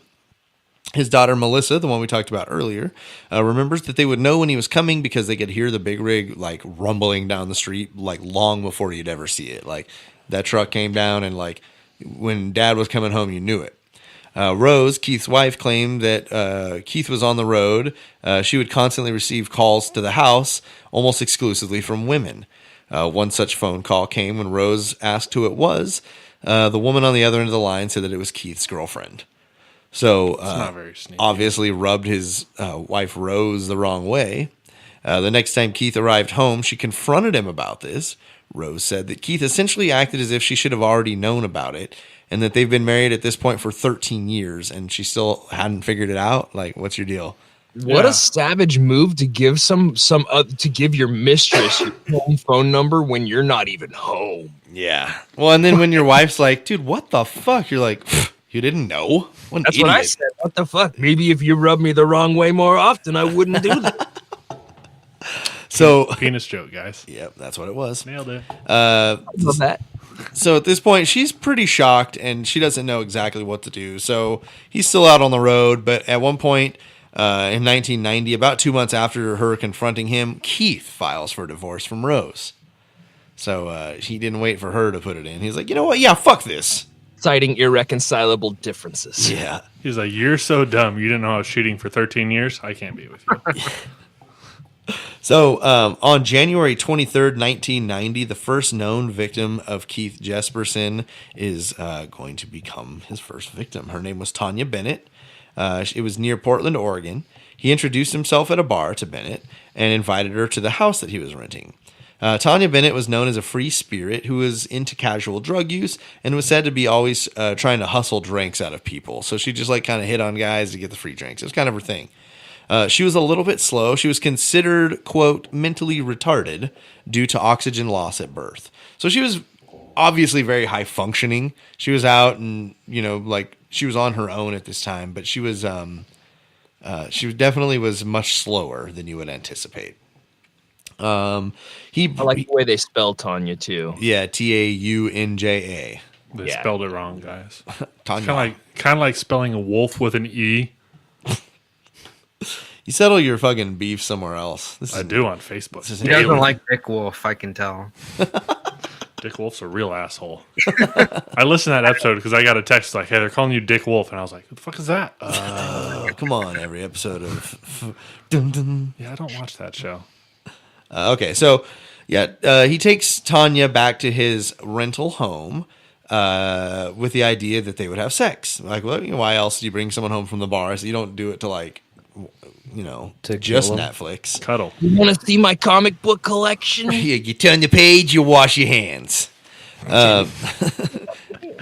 So when Tanya Bennett refused the sex, he proceeded to strike and beat her for a period of time. Worried that she would report this to the police, he then, quote, put his fist in her mouth and shoved it back to kill her. Yeah. So the body is found a few days later, but there were no suspects and no leads. The fact that she was developmentally disabled sexually excited Keith because he knew that he could dominate her physically and that he was smarter than her. So both of these things, like he like there's some superiority he felt. Like, I know, one, that I'm fucking huge and I could dominate her physically. And the fact that, yeah, that she's clearly not all there means that I am the smarter of the two of us when we get into this situation. And it's just she and I. So for him, it was a huge turn on that, like, he was smarter and then he knew he could dominate her. So there's no leads, no evidence, nothing to connect anybody to the murder of Tanya. But early in the investigation, a woman named Laverne Pavlinac reads the news report surrounding Tanya Bennett's death and saw it as an opportunity to force an end to a long-term abusive relationship that she had been in with her live-in boyfriend, John Sosnovsky. So, like, instead of just leaving this dude and telling him to get the fuck out or whatever you got to do, get a restraining order, she sees this story and she goes, and sets up a meeting with investigating detectives and gives a false confession, using details she had read in reports to give a detailed story of how Sosnovsky forced her to help him rape, murder, and dispose of Tanya Bennett's body. Pavlinak and Sosnovsky were both arrested March 5th, 1990, and were convicted of the murder on February 8th, 1991. That's so cold. To avoid the possibility of facing the death penalty, Sosnovsky actually pleaded guilty to the murder. He was sentenced with life in prison, while Pavlinak was sentenced to no less than 10 years, much more than she had anticipated. But her final act to prove that she knew that Sosnovsky had actually killed Tanya was the fact that she was there. I was there when she died. He raped her, and I helped him kill her. So, like, I was there. She's so dumb. She was like, yeah, I'm going to take the small L on this one. Yeah. And then, maybe I'll get 6 months or some shit, but he's going to go away for a long time, and then it won't be my deal anymore. And then he was like, yeah, fuck, man. That sucks for him that he had to plead guilty. Yes. Just to not get fucked by the man. Or the woman who turned a man. So police also took her out to see if she could pinpoint where the body was dumped. So that's what they're like. Okay, listen, you've got a lot of details, and a lot of this is out there, and we can see how some of this stuff that you're not supposed to know might have been leaked. It's not impossible. A lot of people work on the police force, and a lot of people have knowledge of this crime. We're going to take you out, and you're going to show us where the body was then. So she is able to do so more accurately than Keith Jesperson, who actually killed her, will later. Question number 10, how was she able to do this? So we're not going to stab at this one. Was it A, she actually did know Keith Jesperson and he overheard her say where the body was? B, she just blindly guessed? C, the clues in the newspaper were enough so that she was able to triangulate? Or D, the area was still marked off by police? So she knew. She just knew where it was because she knew Jesperson and overheard it. She just guessed and happened to be right. She triangulated from the clues in the newspaper, or the area was still marked off by police. That seems too simple. My stab would have been divining rod. Oh, those things are really accurate. Especially for finding dead bodies. Read it in a YouTube. All right, what'd you say right there? Yeah. Okay. Do I need a new card already? You could use a new card for every answer. Jared, what'd you say? Newspaper. All right. Oh, sorry, Cody. I'm going to say D. Okay, both Paul and Cody say D, the area was still marked off. Jared said it was the newspaper. Of course, Cody and I are right. Cody and Paul are right. The God area damn it. was Fucking still Cody. marked off with red tape by police. So Pavlinak was able to just go like, yep, right there. That's where they found the body. And the cops are like, whoa. How'd you know? Yeah, exactly. How'd you know what happened here? There's like dig markings all over this area. Okay, I've spotted meth labs in Iowa a lot that way. I swear to God, to keep them off. you're like, oh, there it is. Found it. Hey guys, I found it.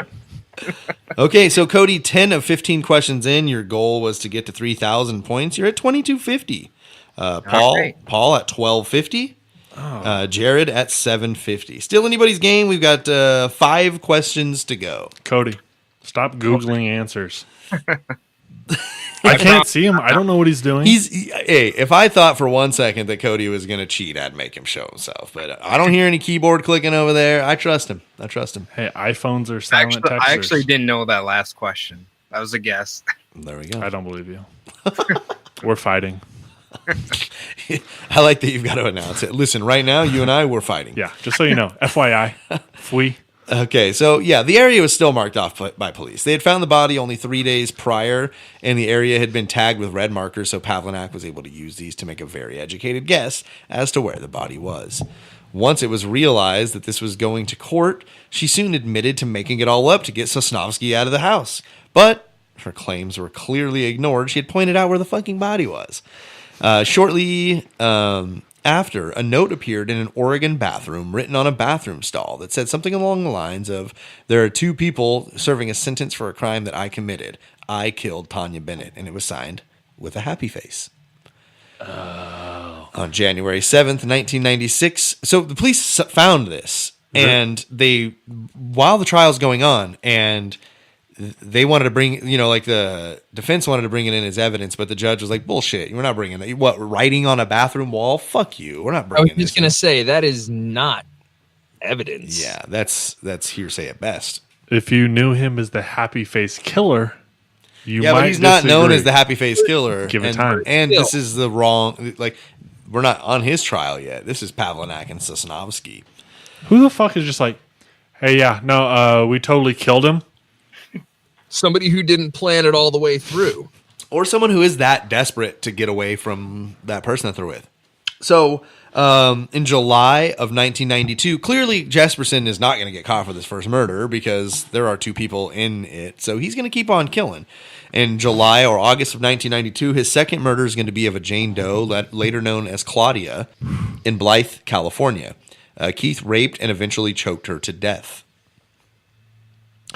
September of 1992, there's going to be a third murder. The body of Cynthia Lynn Rose was in Turlock, California.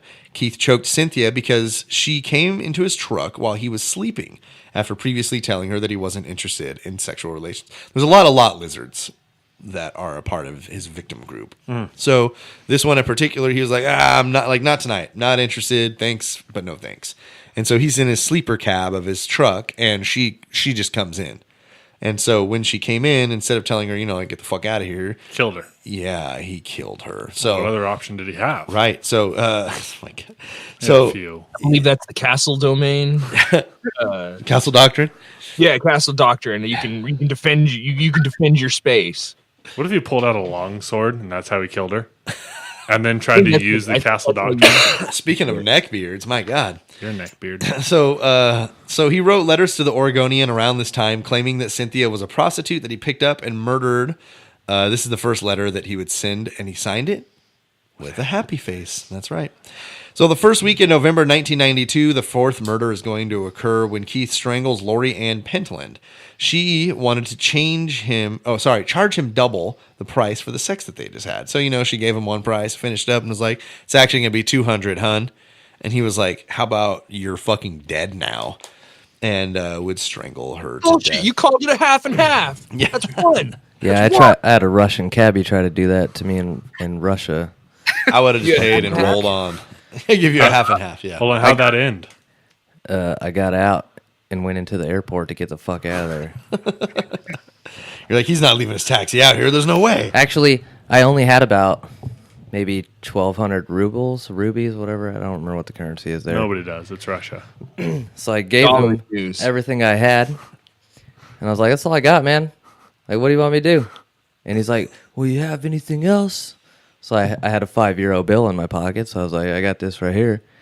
He's like, what is this, fucking Chinese? I was like, euros. It's euros. He's like, oh, euros. Okay, I'll take that. Fucking dickhead. Euro's strong here. She tried to double the price on him, and then she kept threatening to call the police because he was being violent towards her and not paying. This sounds like a veteran where she's like, I'm not going to get fucking arrested for this shit. But I'm going to get you in some shit for being a John tonight. Instead, he snapped and strangled her in Salem, Oregon.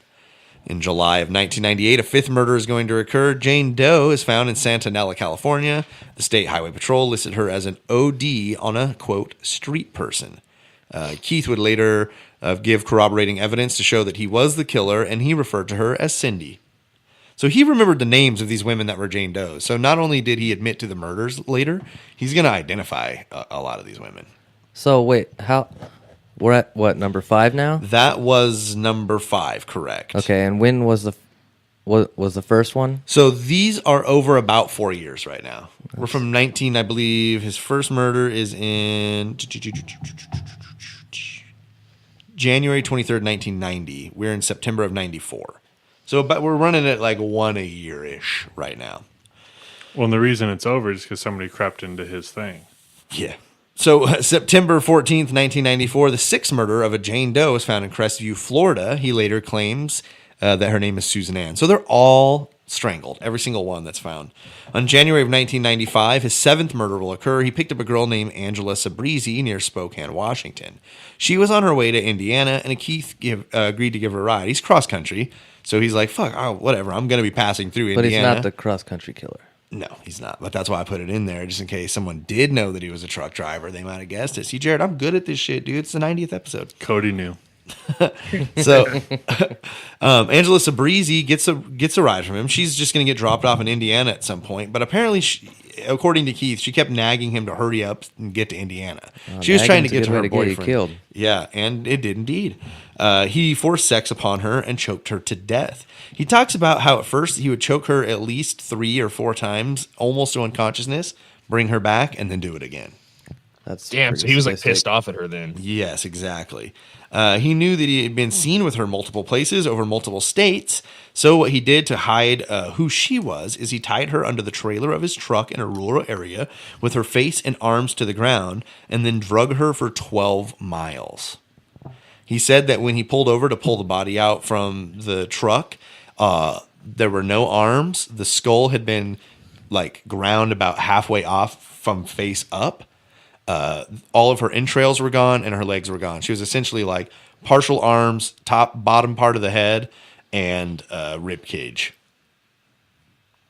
Got a little, That's little fucking torso. brutal, dude. Yeah. Like, So in the interview, was she dead going into that? that's one of his things. Is Well, anything less than 12 miles isn't going to get you the desired effect. So in some of the interviews, he claims that she for sure was dead. After the 4th time I brought her back, I 100% killed her. Some of the times he's like, no, I'm pretty sure she was alive when I put her under there. So I don't know. But, we'll see later and we'll talk about it a little bit. He kind of likes to joke. He's very he trolls. One time on Halloween, a news crew came in and they were like, how many people did you kill? And he's like, 166. And the news crew ran the story. Oh my God, he said he killed 166. He's only thought to have killed 8 or whatever, So he's like this. When he's getting a little bit of attention, he's way down to make the story a little better. Good troll is so rare nowadays. Yeah. So Is it? No. You must not be reading a whole lot on the internet. You must be not on the serial chiller's website, Facebook. So yeah, he drags her for 12 miles. Essentially, when he pulls her out from under, his big quote is that oh, it was nice because she weighed at almost nothing. There's a rib cage, arms, and the unidentifiable part of a skull.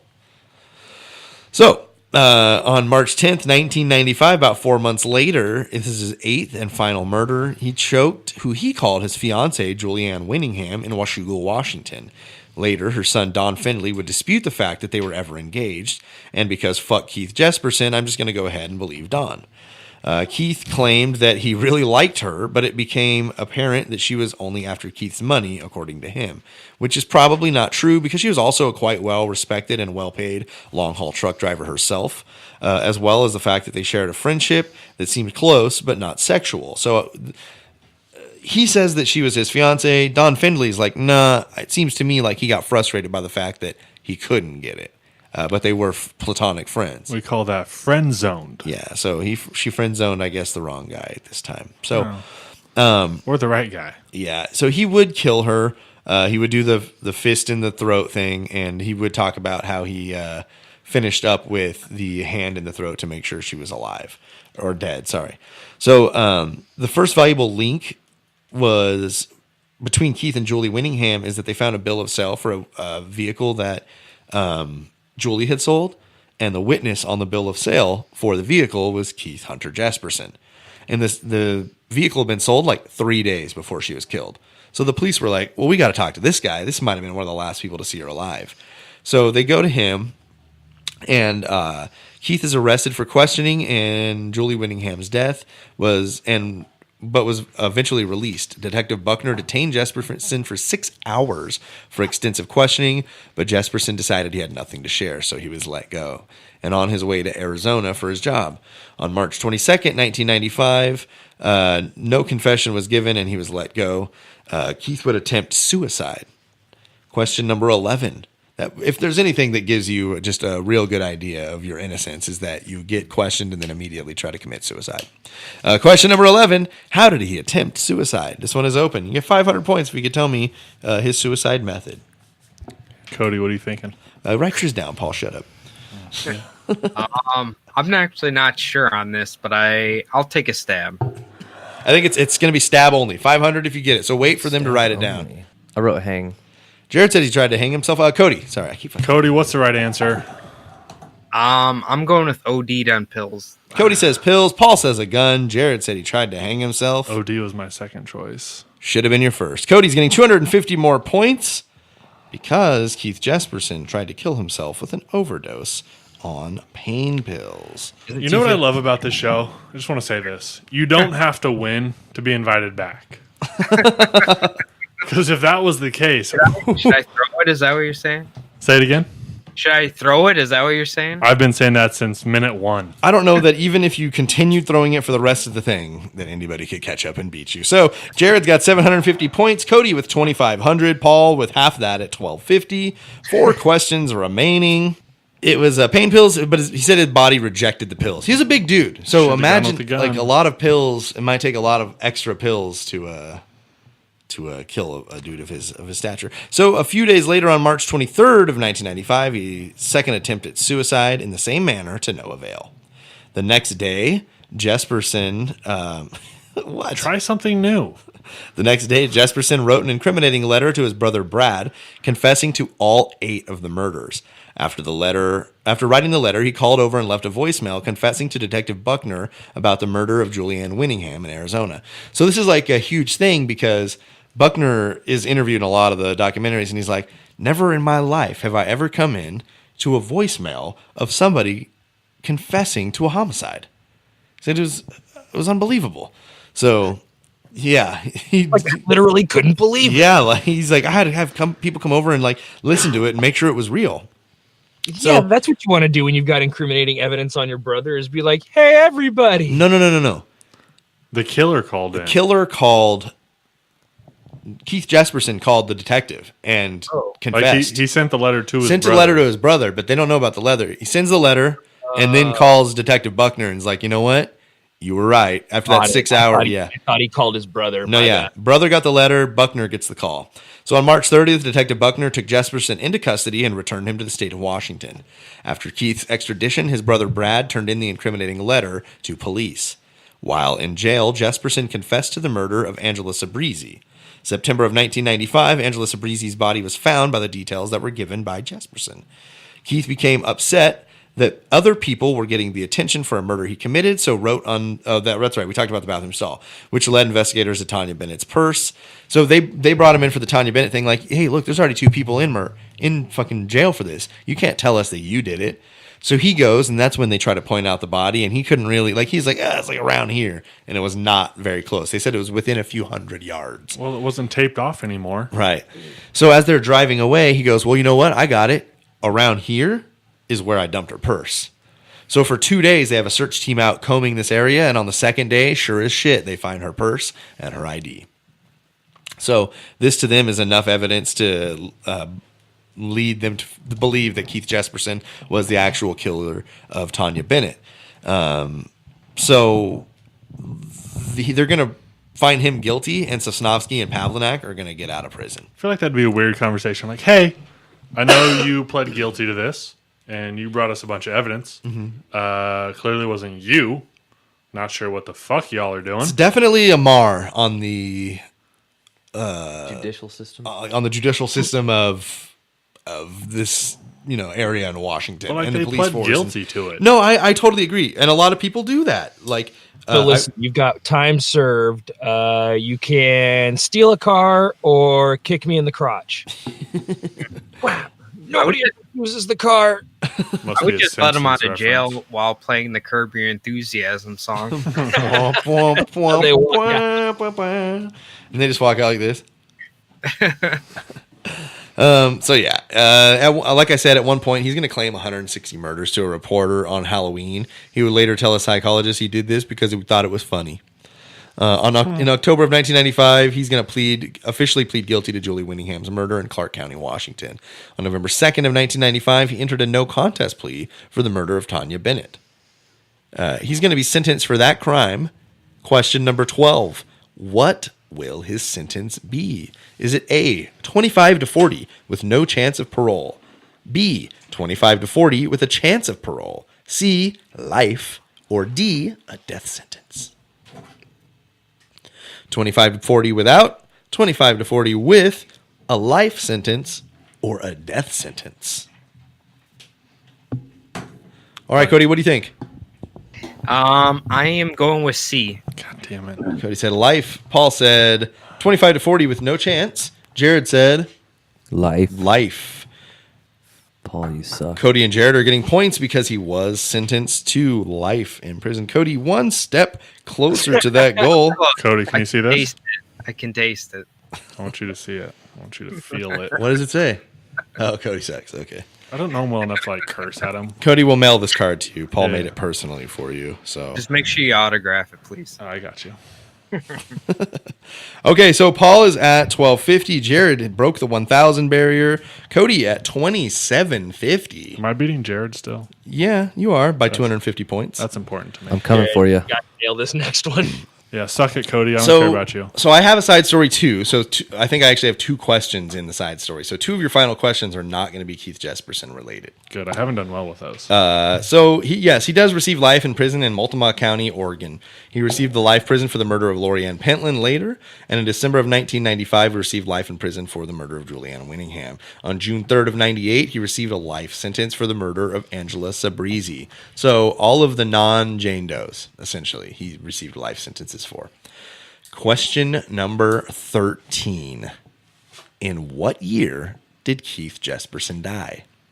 Was it A, 1999, 2004, 2009, 2010, 2014, or is he still alive?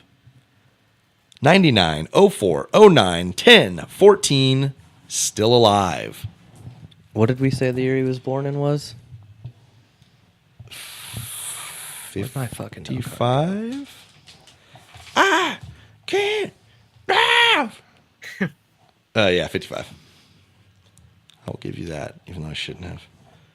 It's either really obvious or a trick. It's one of Okay, those- Cody, one what do of you those think? two. Still alive. Cody says still alive. Fucking Cody. Paul says still alive. Jared? I put 2010. Jared said 2010. Cody hit 3,000 points just then. Paul also scored points to bring him to 1,500. Keith Jesperson is still alive. Like, I'm happy. I wasn't quite sure about that, if I had seen TV interviews with him or not. There's a lot from the 90s. I don't think he's really out there doing shit, but he's an old fuck now. I mean, he was a fuck then too, but you know. I've definitely seen his daughter a lot. Yeah.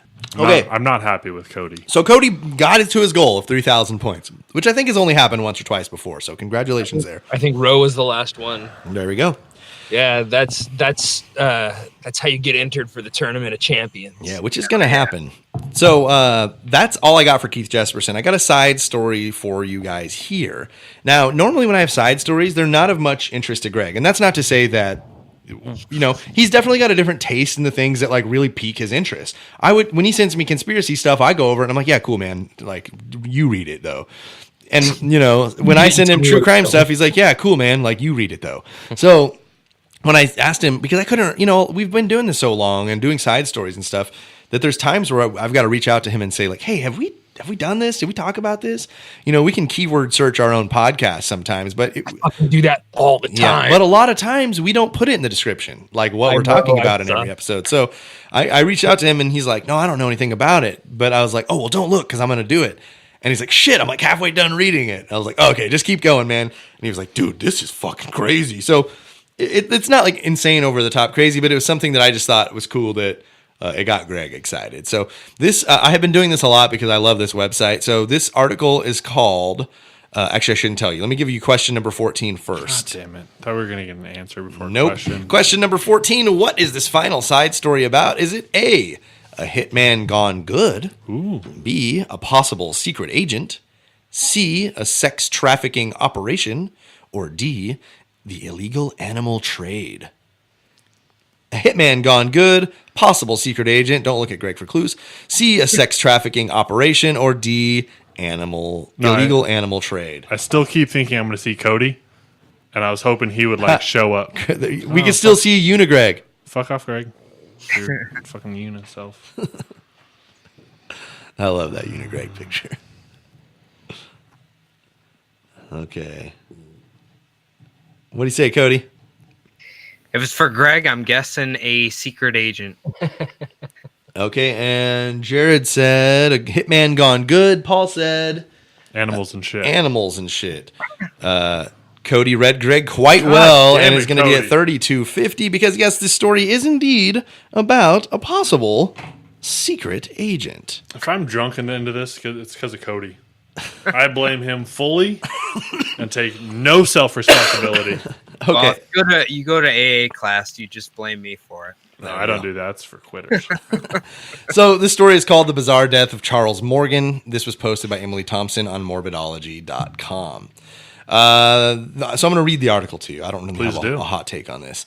39-year-old Charles Morgan appeared as though he had lived a very unassuming life. He worked as the head escrow agent at Statewide Escrow in Tucson, Arizona, where he lived with his wife Ruth and their 4 daughters.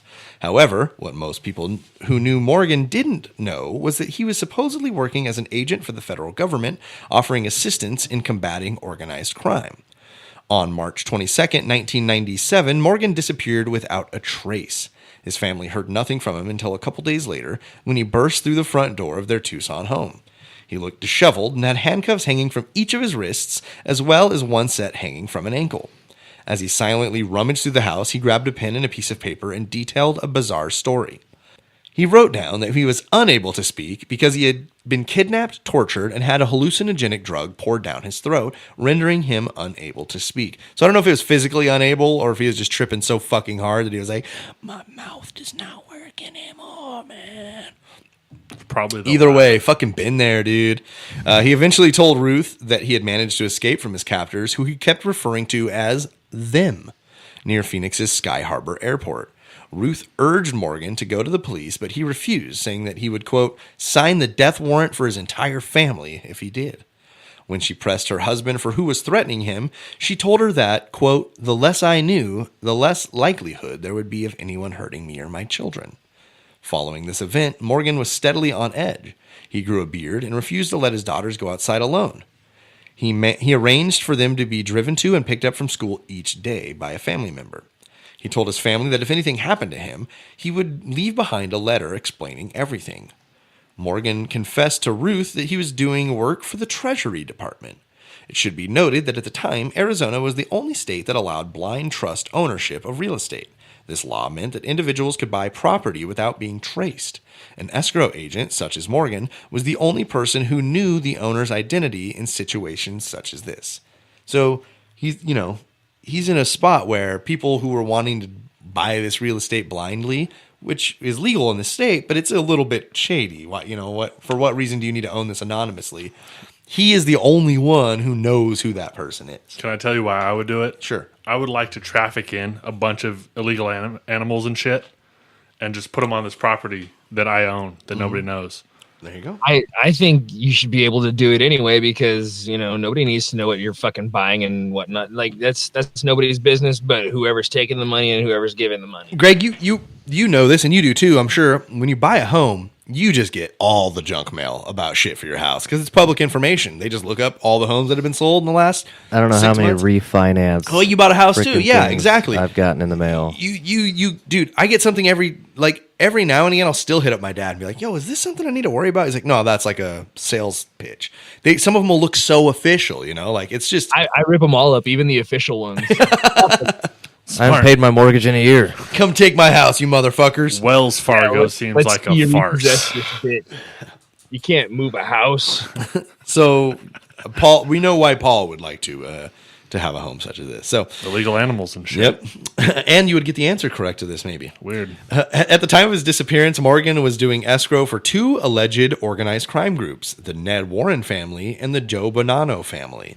That's a fake name. Around 2 months later, Morgan disappeared once again. However, this time he wouldn't be returning home, despite the fact that local police told Ruth that they believed her husband was still alive.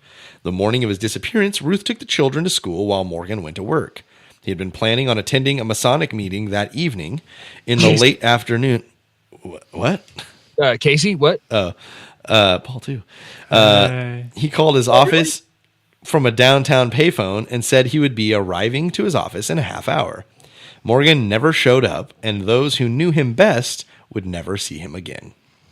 On the 18th of June, 1977, Morgan's body was discovered alongside his car on a dirt road in Sells, around 40 miles west of his home. Question number 15. There's more. Last question. Hold on. How many am I down? Fuck you, Cody. You can't win. Cody already won. All right, here's the thing. Tim, what if I give you $1 if I get my stab wrong? So Cody already won. Question number 15. Greg, I'll give you 7. How was he killed? Was it A, strangled with his own tie? B, his throat was slit from the back seat? C, bludgeoned with a tire iron? Or D, shot in the back of the head? These are all like mafia executions. You've already won. You shut your mouth. Strangled with his own tie, throat slit from behind in the back seat, bludgeoned with a tire iron, shot in the back of the head. We've seen James Bond. What does that have to do with anything? I don't know, What'd you some say, sort of Jared? secret agent Oh, sorry, Cody. What you? I'm gonna go with the tire iron. Oh, fuck. Can I change mine? No, Paul. What'd you say? Tire iron. Tire iron. And Jared. I said tie. I said shot. I said tie. Oh, Paul said that's wrong too. Jared got it right, and it's still going to finish in third place there. Okay, good. Yeah, he was shot in the back of the head. There was a bullet wound to the back of his head. The bullet traveled all the way through and settled between his teeth. Which The teeth? opposite way, like Ace Ventura. Come on, can't you hit me? Morgan was clad in a bulletproof vest and armed with a gigantic knife in a holster. He had been shot with his own .357 Magnum, which had been found nearby, completely devoid of any fingerprints. Inside his car, Pima County Sheriff's investigators found a cache of ammunition, as well as several other weapons and several sets of handcuffs. Even more bizarre, one of his own teeth was discovered wrapped up in a tissue in his car, as well as a pair of sunglasses that didn't belong to him. Investigators found that his car had been modified so that it could be unlocked from the fender. Pinned to his so that's kind of an interesting thing. So somebody else, I'm assuming, would have modified this so that he couldn't lock him out of the car. I had that on my truck in high school. Oh, really? Like a I had shaved door handles. so if you Toppers. didn't have your Yeah. So when I would lock my keys in my car, because I was a fucking moron then too, I could walk up and push the little button, and it was just up underneath the fender, like up near the firewall on the front wheel, and you press it, and it would just go and like kick the door open a little bit. No, you're so smart. So he was inside the car, which had the button to unlock it. I did always wonder about that though. Like shaved door handles. Like, hey, what if my battery dies? I can't get in my car. That's how. So he also pinned to his underwear. Investigators found a map and directions of how to get to the murder site where he had been found, as well as a $2 bill. The $2 bill had 7 Spanish names written on the front, as well as a Bible citation. Ecclesiastes. What's that? Ecclesiastes. Hold on, I wanted to hear Jesse's again. No, fuck that. I don't read the Bible, homie. Greg was right. Ecclesiastes. No, 12, 1 through 8. Yeah. Fuck you. I've got it right here if you want it. Hail Satan! Yeah, sure. You want to read it? They talk about Well, sin in the I looked Bible. it up because I was curious. After I read this, I was like, "Oh, word!" Like, I wonder if it's So let's hear it. super fucking profound, or something rad and like from like a vengeful god, where he's like, "And on this day I came to smite you," or some shit. Like the fake verse from Pulp Fiction? Yeah, something like Strike something rad. down with great vengeance and furious anger. All right, let's hear it. Remember your creator in the days of your youth, before the days of trouble come and all the years approach, when you will say, I find no pleasure in them, before the sun and the light and the moon and the stars grow dark and the clouds return after the rain and the keepers of the house tremble and the strong men stoop, when the grinders cease because they are few and those looking through the windows grow dim and the doors to the street are closed and the sound of grinding fades, when people rise up and at the sound of birds but all their songs grow faint, when people are afraid of heights and dangers in the streets, when the almond tree blossoms and the grasshopper drags itself along and desire is no longer stirred, then people go to their eternal home and the mourners go about the streets. Remember him before the silver cord is severed and the golden bowl is broken, and the pitcher is shattered at the spring and the wheel broken at the well, and the dust returns to the ground it came from, and the spirit returns to the God who gave it. Meaningless, meaningless, says the teacher. Everything is meaningless. That was all written on a $2 bill? No, they wrote Ecclesiastes 12. Oh, I see. 1 through 8, and that's That what makes Front and back. that makes way more That sense. sounds like right before the plagues. That sounds like the first ever slam poetry. Nailed it. So yeah, Someone's had a hand in this shit too. before Morgan's body was discovered, Ruth received an odd phone call from a woman who referred to herself as Green Eyes. She said to Ruth, "Chuck is all right and everything will be all right," before referring to the same Bible passage that was scrawled on the $2 bill found with Morgan. After his death, this mysterious woman would make herself known to police and told them that she had known Morgan and that she had seen him after he disappeared, but before his death. According to the woman, Morgan showed her a briefcase stocked with money that he said he was using to buy off a hitman who had been hired to kill him. Morgan had told her that there was a $90,000 contract out for his life that was escalating at the rate of $5,000 a day. Police were able to corroborate that the woman and Morgan had met with CCTV footage. They found out that sometime after his disappearance and his death, Morgan had registered at a South Side hotel where he met with this woman several times. When Ruth was asked if she believed her husband had been having an extramarital affair, she denied it, stating, quote, "A woman knows when her man is strayed, and Chuck hasn't strayed in 19 years. Following Morgan's death, his attorney Ronald J. Newman confirmed that Morgan had testified in a secret state investigation concerning Tucson's Banco International de Arizona and a former director, David Cowley. Attorney General Bruce Babbitt confirmed that they had been conducting an investigation for the banking department and confirmed Morgan had been called to testify about internal dealings at Banco. That he knew Banco was involved in. Shortly after Morgan's body was found, his impounded car was broken into while in police possession. His office was ransacked, as well as several weeks later, two men claiming to be members of the FBI showed up at the family home and searched it. They were not members of the FBI. Despite the peculiarities... They got a really good screen printing guy to slap some of that shit on the back of a windbreaker. Yeah, exactly. And they showed him the fake Mulder ID from The Simpsons. What are the fake shirts? Federal Bikini Inspector. Yeah. They got him at Hot Topic. Little kid badge that comes with the little plastic gun set at the gas station. It's in his wallet. He flips it really fast. That's all it takes, man. That's all it takes. So, shortly after Morgan's body was found, his impounded... Yeah, we got that. Blah, blah, blah. Despite the peculiarities surrounding his death, Morgan's death was ruled a suicide, and the case was closed on the 10th of August, 1977. We found no evidence that anyone took part in the death but himself, stated a Pima County Sheriff's Department official. Ruth Morgan... That's bullshit sidestep. Yeah. That's a whack move. My whole problem with it is the gun found several feet from okay, whatever, the back of the head thing. It's not impossible. It's really, really an odd thing to do, but it's not impossible. The gun being several feet from the car devoid of fingerprints is where I have a problem. It hit him and it fucking flew out of his hand. And cleaned itself in the air. Probably got rained on. Yeah, whatever. It's all stupid. Ruth Morgan staunchly refuted the theory and contends that he was murdered. Quote, "I don't know if this will ever be solved," she said. I'd like to know why. I don't think we'll ever find out who killed him. Over 4 decades have passed, and the demise of Charles Morgan is still as mysterious as ever. Understandably, the most popular theory is that he was working as a secret agent, which would make him a target for many unsavory characters. Another theory is that his escrow business was a ploy for money laundering, which went south. What's clear, to most at least, is that Morgan, fearing for his life and clad in a bulletproof vest, probably didn't shoot himself in the back of the head on a lonely desert road. Come on, this is Arizona we're talking about. He's probably gonna take some pills. Got to be the If it was cartel. Florida, I figured he probably would shoot himself and the gun would wind up 50 feet away or whatever. Who knows? Dude, gravity. Nobody really understands what gravity does. Don't give me that look. Don't stop it. Don't they? It's a mystery. Like magnets. No, I don't think the whole money laundering thing is accurate. You think it's a secret agent shit? Well, I don't think it's even that. I think he may have just been wrapped up in some shit that he didn't intend to, because he seems like a pretty upstanding dude. You know what I mean? Like arranging to have his kids taken to and from school and not letting them outside alone. Yeah, but so did Dennis Rader. Yeah, but I feel like this guy is legit, like a good person, and Got some shit over his head. Yeah, like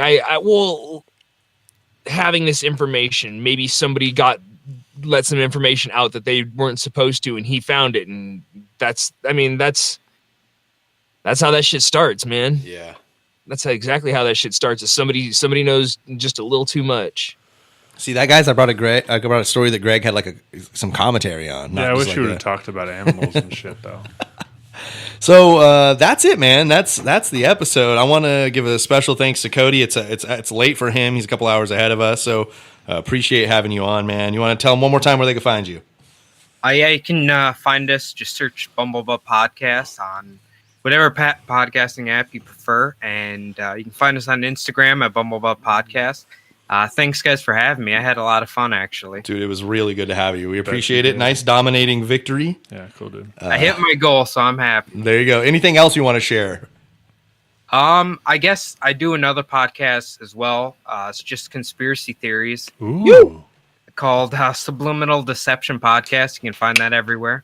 Pretty new, though. It's only about 8 episodes. I was just telling Jesse, I was fumbling through the Bumblebutt Instagram and came across that. Yeah, the name was on the tip of my tongue when he was asking me, and as soon as Yeah. he said it right now, I was like, "Fuck, I did know that." Yeah, so I don't want to brag, but I subscribe to both now. Haven't listened to the new one, to that one yet. It's on my to-do list. Greg, it sounds like it's right up your alley kind of shit. Yeah. No, I'm about to look it up. Totes. So if you ever, Listen to it when I lay back down on my futon. There you go. No. We're a lot more cynical, I think, about conspiracy theories, but Oh. you're on my end of the spectrum when it comes to it. All right, Greg, maybe don't listen. Wait, did you say I'm on a spectrum? I said I was, but you are too, and you know it. All right. Well, hey, Paul, any closing words? Nope. Yeah. Cool. Jared, hey, anything you want to end with here? Don't find me on Instagram. This is fun. It's good. Cool. Wasn't as active, but it's my first go around, so Yeah, everybody's nervous on the first try, That's man. not true. I was drunk. Paul, yeah, he wasn't nervous. He was drunk. let me give you a real chance here. Anything you want to share with your fans before Yeah. we Nope. leave? Cool. All right. Good. I have a fan. Yeah. Thank you. No problem. Shout out to your mom. No, I don't let her listen to this shit. Are you fucking kidding me? No, I agree though. Shout out to Paul's mom. Yeah. Fuck you too. Cody, you suck a lot. I'll mail you this if you give Jesse your thing. I'll do it. Yeah, I don't know. I have a fan. They know where to find me. There we go. If my fan doesn't, I don't know. But if they don't follow me by now, they're probably not gonna.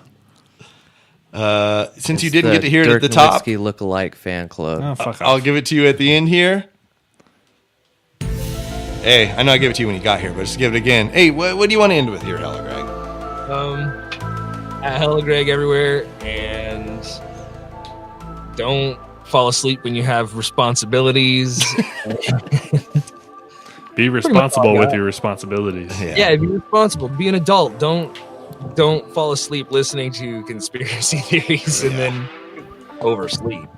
Set alarms, people. Set alarms. Set alarms. All right, so you heard it. Set alarms. Well, thank you, Greg. Thank you, Jared. Thank you, Paul. And thank you, Cody from the Bumblebutt Podcast. And thank you, everybody, for listening to episode 90 of the Serial Chillers Podcast. Don't talk to strangers. I lost again, guys.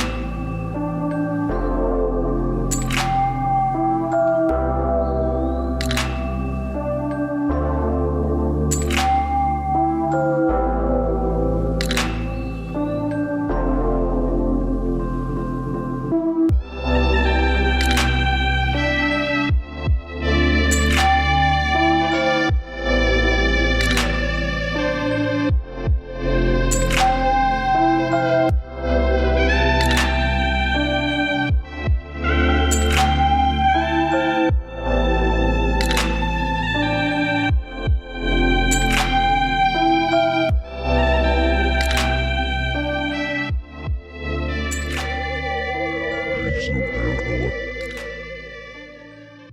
has been the Super Network.